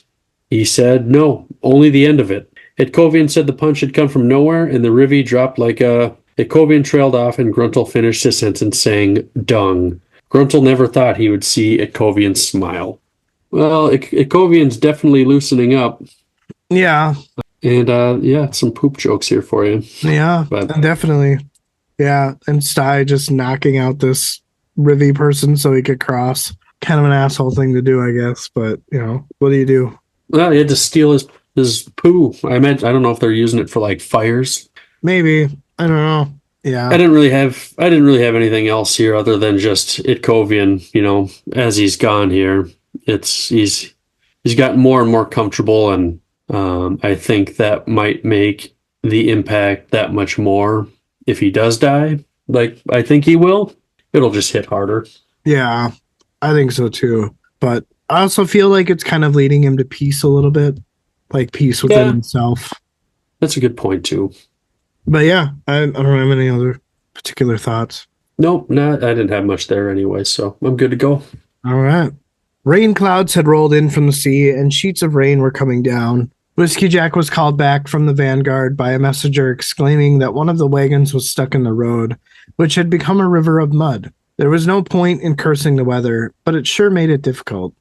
He wondered which gods were messing with him, because ever since they crossed the river, they've had nothing but incident after incident. It would be about 2 days before they would reach Coral. He had no communication from Quick Ben, but he was sure that Paran and the bridge burners had made it into Coral. Dujek and his forces would not be far behind, and a battle was imminent. Whiskey Jack swung his horse around to go back to the vanguard. They would have to stop and rest in a couple of hours, and looked forward to spending some time alone with Corlat. The march had kept them apart for the most part, and while he and Corlat believed that they couldn't count Rake out of the battle, she had assumed the role of commander of the Tistandi. She was focused on her kin. Under her direction, they were exploring Corald Ghislaine in an attempt to rid the poison from the Warren, as she wanted to be able to use it when the time came. He had sensed a change in her, but Whiskey Jack believed that Rake was not dead, nor lost. In all his late-night chats with the Lord of Darkness, Rake had said he would be there, and Whiskey Jack believed he would. Through the murkiness, he could see Corlat and the others at the head of the vanguard. He was pushing his soldiers too hard, and asked the impossible from them. The Malazan understood it, though. But what shook Whiskey Jack's core was Brood's loss in faith. The seer would have given pause if the Alliance had approached together and given the enemy commander reason to pull away from the battle with Dujek's forces. The sight of 4,000 mud-covered soldiers will probably give the seer a smile. He's left 50,000 white-faced Barghast far behind. That decision could be a fatal one. Feeling old beyond his years, burdened by flaws mixed with exhaustion, he had joined the vanguard. I don't know what to say outside of it seems like ever since they've crossed the river, there's a series of unfortunate events, which I don't know if that's foreshadowing anything or what that's supposed to mean. But outside of that, the only thing that I really had was I really agree with Whiskey Jack's thought about, if they had all ridden there together, it might have given the seer some pause to be like, whoa, we need to recoup. Well, they wouldn't have anywhere to go if they're in the city, but yeah, might give them that thought, like this might not go our way. But I don't know, you can't ever really count the bridge burners out, I think, because I still agree that you need to send somebody ahead to scout out the area. You can't just march blind into it. Right, yeah. But I think that what Whiskey Jack is saying is that if Brood had agreed to, march with haste, right, they would be arriving together, which would give the Panny and Seer like, oh, I should probably withdraw from fighting with Dujek because now there's a bigger reinforcement coming. Yeah. The only other thing, now that I'm thinking about it, is just this faith that Whiskey Jack has in Rake about being there. I think that it says something to their character developments. In what way? I mean, there's almost a friendship there. Like Whiskey Jack feels they do have Rake, like a friendship, yeah. Yeah. Where in Gardens of the Moon, I mean, they were complete strangers and enemies. Yeah, true. Sometimes you just got to get to know somebody, right? Right. Outside of that, I don't have anything else to say. All right. Let's see. This will be my second to last section here, I think. Water raced down Calor as he watched and studied the prairie as the water flowed southward. He watched the odd-colored silt as it even went uphill, and he thought to himself, from dust to mud, so you are marching with us after all. No. Understand, I am pleased. Calor made his way back to camp and entered Brood's command tent. As Calor entered, Brood was slouched in his chair, and he said he had made a mistake. Calor said he agreed. Brood said he misunderstood. Calor spoke and said he didn't. He agreed. They should have joined Whiskey Jack. The destruction of One Arm's host, while it may personally delight him, would be a tactical nightmare for the campaign. Brood said it was a little too late now. Calor told him the storm would soon pass and they could increase their pace, maybe shave a day or so off before they arrive. However, Calor said he was here for another reason, and Brood told him to be quick about it. Calor said he wanted to join Whiskey Jack and Corlat. Brood was surprised and asked why. Did he want to apologize?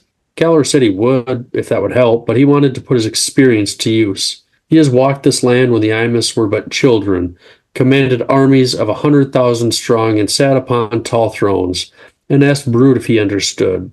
Brood only said, he never learns.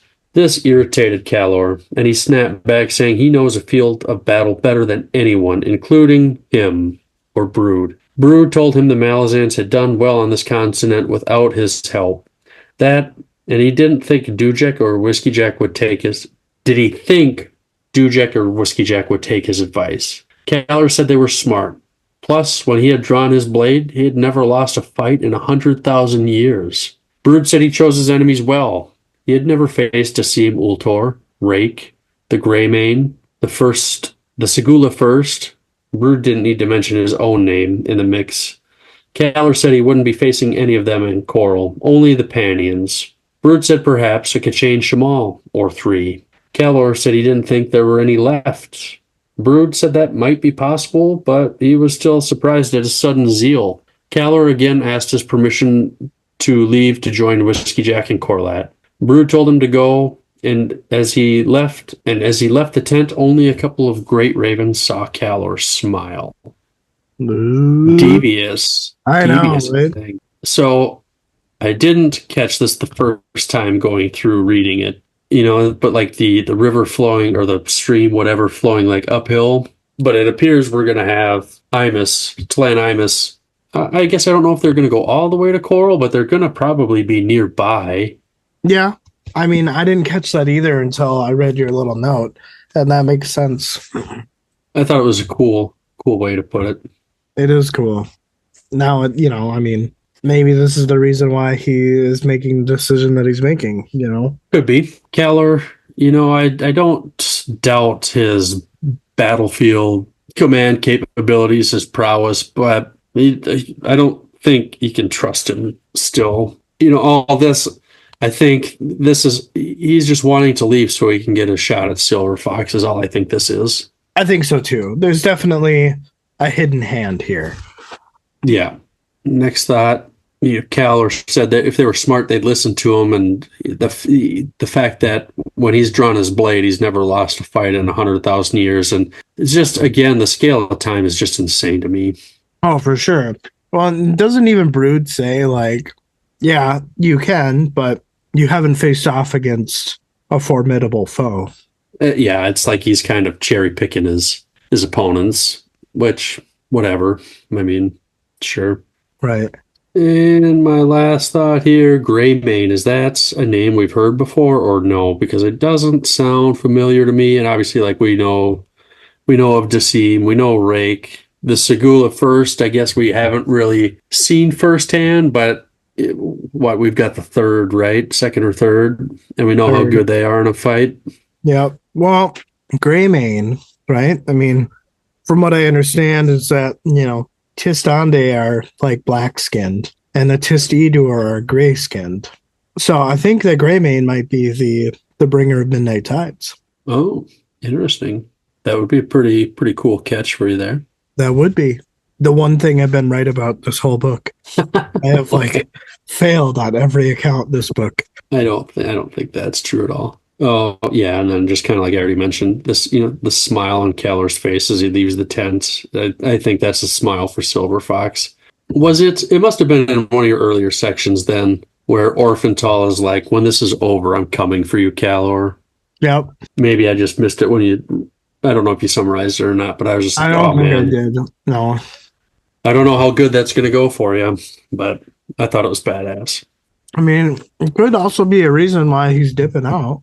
Yeah, I don't think so. I mean, who says he's actually going to join Whiskey Jack? Well, is Silver Fox with him? Last we saw, she ran into a hill. That's right. Yeah, I for sure don't think he's going to go join him. And I mean, as you pointed out, like, are the Talani Mass marching with them? Or are they marching ahead of them?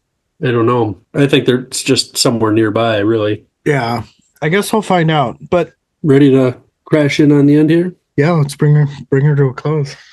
All right. Well, go ahead, and I'm ready. All right. Floating ice hit the shoreline and was stained by the dark water.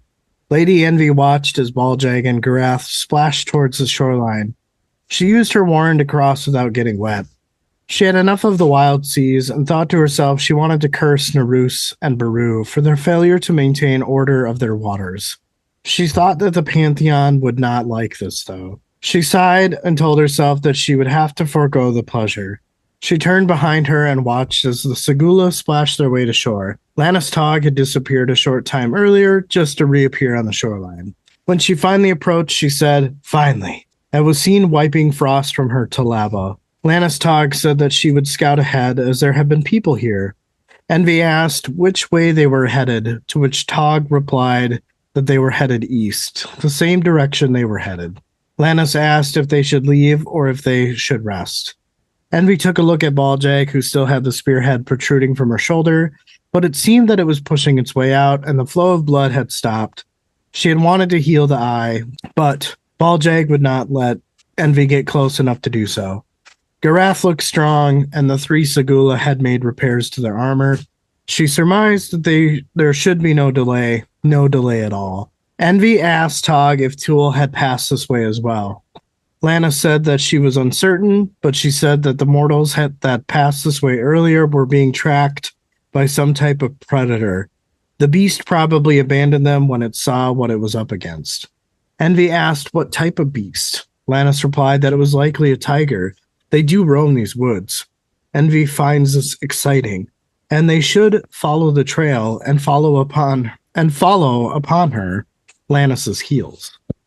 So obviously we get Envy and company kind of pincering Dujek and Paran and Whiskey Jack's movements and the Alliance's movements. But outside of that, the only thing that I really picked out was this whole like tiger thing. I mean, it seems random, but maybe it has its purpose, because remember that scene earlier in the book? I think it was like chapter 7, where we were like watching Treach die. And then at the very end, there was like this short little section where we have like some type of tiger watching an eye, or an eye watching a tiger. And I'm wondering if maybe that was like foreshadowing this part or what comes next, or A little bit. I remember that. I remember Treach dying, but I don't remember specifics beyond that, really. yeah.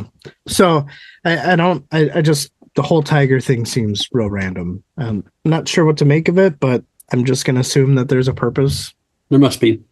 Has Gruntle unwillingly called other tigers to his company? I don't know.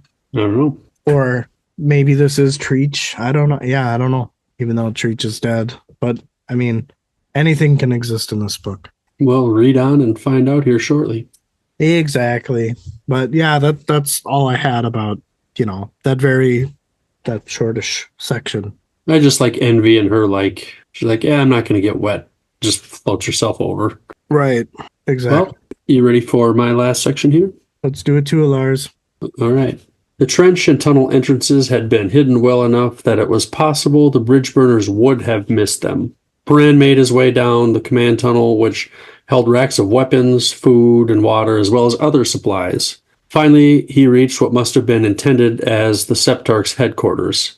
Quickbin sat in a half circle with his mages. Quickbin said someone in Coral finally smartened up and figured these tunnels needed soldiers. There would be a company of them in less than an hour. Paran asked what those numbers translated into in Panian terms. Quickben said 400 Becklights, 20 Erdelmen, 4 Seerdomen, one which was likely a ranking sorcerer. Paran asked what he thought the Panians' plan of attack was, and how the 40 of them would defend against 10 times or better their number.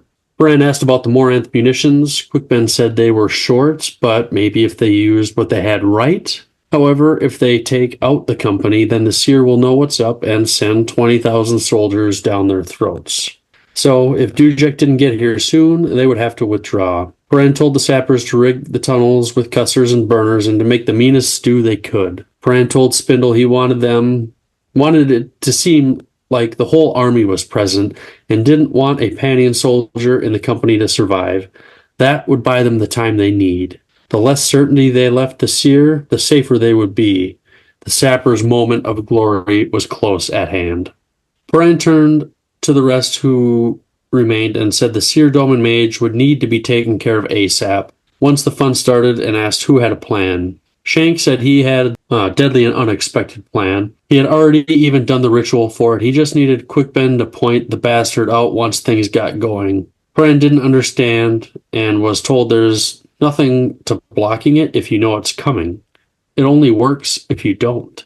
Paran wasn't thrilled with the idea, but Quickben reassured him that Shank wouldn't volunteer for the front line if he wasn't sure it would work. Besides, he would have a backup plan just in case. Paran said if they didn't take that mage out quick, they were fucked. Quickben understood and said they'd get the bastard. Paran told Toes to find Picker. He wanted everyone who didn't have a spell or munition taking a longbow and 20 arrows. And he wanted everyone to have a pike. Toes kissed one of the toes dangling around his neck before he left, and Blue Pearl said, "That always makes him feel sick." I totally forgot about that part. Yeah, gross, dude. Well, I mean, it's kind of like, in the military when you kiss your dog tags, I don't know if that's the same. You're not taking dog tags from somebody else and kissing them, I don't think. Maybe they do. What? I don't know. I mean, yeah, I'm interested about toes. Toes has just got a foot fetish. That's all it is. There's nobody chasing him. It's just a foot fetish. Yeah. Man, I really like their guerrilla like warfare tactics that they're like cooking up here, and that we see, and at the very end here. It was good stuff. It's interesting to see how it played out. I enjoyed it. Yeah, it was definitely fun to summarize because like you get a really cool visual on what all this alludes to, Right. But yeah, that's pretty much it. They're preparing to start the fight here, so I don't really have anything else. If you want to take us through this little battle we get here. Yeah, absolutely. An hour and a half later, Paran lay alongside Quick Ben. They were looking down the steppe trail with a column of soldiers could be seen. The Panions had not bothered to send out scouts, nor had there been a point to the column, nor had there been anybody leading point of the column of Panions. Paran hoped that the overconfidence would prove fatal. Quick Ben had set up 6 twigs in a line driven into the earth. Paran could see faint sorcery between these twigs. Behind Paran, Shank sat with 6 twigs as well from the same branch as Quick had used. The twigs surrounded a bladder of water. Quick Ben softly sighed and then tapped the third twig. Shanks saw one of his twigs twitch, and he smiled. He whispered the last lines as a ritual, and then the bladder shrank and shriveled up. Down on the trail, the third seer domin sorcerer in the line buckled, water spraying from his mouth. Shank closed his eyes and performed a binding spell that kept the water inside of the seer domin sorcerer's lungs, preventing the water from being expelled. Panian soldiers gathered around the writhing mage. That was when 4 sharpers sailed into their midst. Multiple explosions were heard, and at least one of the 4 sharpers had triggered the row of sharpers buried along the length of the trail, then setting off the crackers at the base of the tree alongside the trail, toppling trees onto the Panian soldiers. Paran saw Hedge and Spindle, along with other sappers, head down the trail on one side, munitions flying from their hands.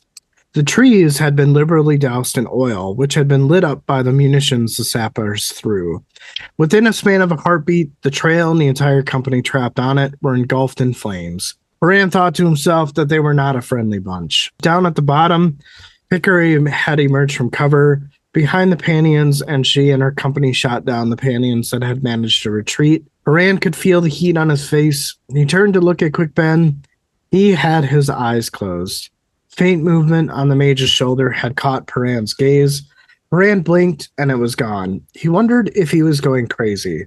The fire was fading now, and on the trail, nothing but smoldered bodies remained. Paran thought to himself that this wasn't a battle, this was slaughter. Mallet slid down to Paran and explained that the Black Maranth were dropping out of the sky. Dujik has arrived. Their reinforcements were here. Paran thought to himself that the seer wouldn't give him the entrenchments, and that there would be a fight. Paran thanked Mallet and told him to tell Dujik that he, Paran, would join the High Fist shortly. I'm guessing that Quick Ben's sticks are linked with Shanks and the bladder, and each stick represents like a seer domin sorcerer, potentially. Kind of like an elaborate voodoo doll is kind of how I imagined it. I did not catch until you were reading it that, like the third stick in line and the seer domin third in line was the one that, drowned on dry land. Yep. And that part was just fucking cool. Like this, yeah, it was just goddamn. You can't help but read that. And then the last thing that I have to say is just I thought like everything was just it was kind of like a Rube Goldberg machine type of series of events, right? Like everybody gathers around the mage. You throw sharpers into the mix, which set off the trail ones, which set off the trees to topple, and then you throw shit that's going to set the trees on fire with the oil. And then anybody who has managed to get out of all of that kerfuffle, you've got someone behind shooting arrows into the mix. Like, it's fucking genius that scene was. Shooting fish in a barrel. Yep. Yeah, those were all the thoughts that I had. It was a pretty straightforward fight, and yeah, he's kind of right when he's like, "Yeah, we're not very nice," but that's okay. I mean, you don't have to be nice against these fuckheads. You can kill them all with extreme prejudice, I think. Yeah, exactly. But yeah, I guess where do you think this is going? I would imagine we're going to get, I don't know how much of the fight we're going to get in this next chapter. I don't know if it's going to tie up some other stuff first, and then the last chapter is just going to be the fight. I don't know. Maybe we'll get a little bit more pieces moving around the board here before the fight. Yeah, I think you're right. I think that there are definitely going to be some things that tie up.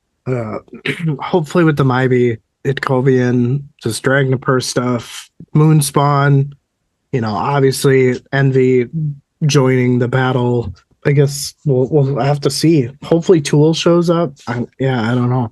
Yeah, it'll be interesting to see. I mean, the last, I don't know, third of this book or so, I've had a really hard time trying to make any type of prediction as far as what's going to happen the next chapter we're going to read. Yeah. But I got 2 chapters left here for my pie bet to come to terms here, and what the hell else was I thinking? Maybe it wasn't a pie bet. Oh, yeah, Calor. Your Calor kill Silver Fox bet. Yeah, that was the pie bet, but there was something else. Well, I guess we'll just see what happens with the Kovian. Yeah. Yeah, I don't know. The good news is we can read another 40 or so pages out of this book. Yeah, which I'll probably do sometime today. Yeah, I'll probably get started on it here pretty much immediately after we get off the call. Yep. I think I'll read a little bit while I wait for the girls to come home. Yeah.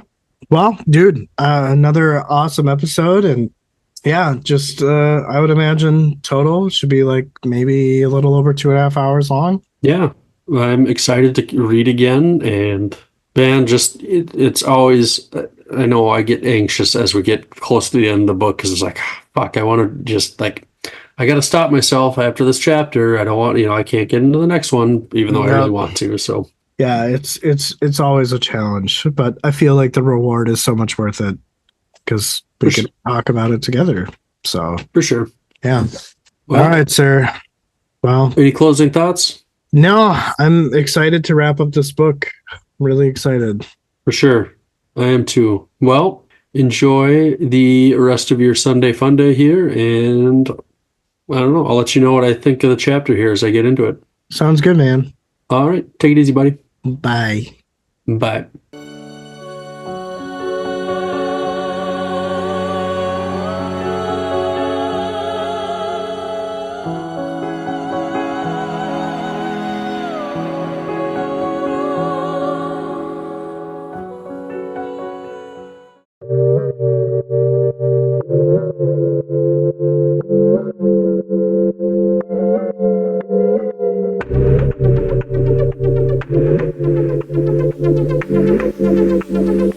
DMJ's Epic Quest. DMJ's Epic Quest.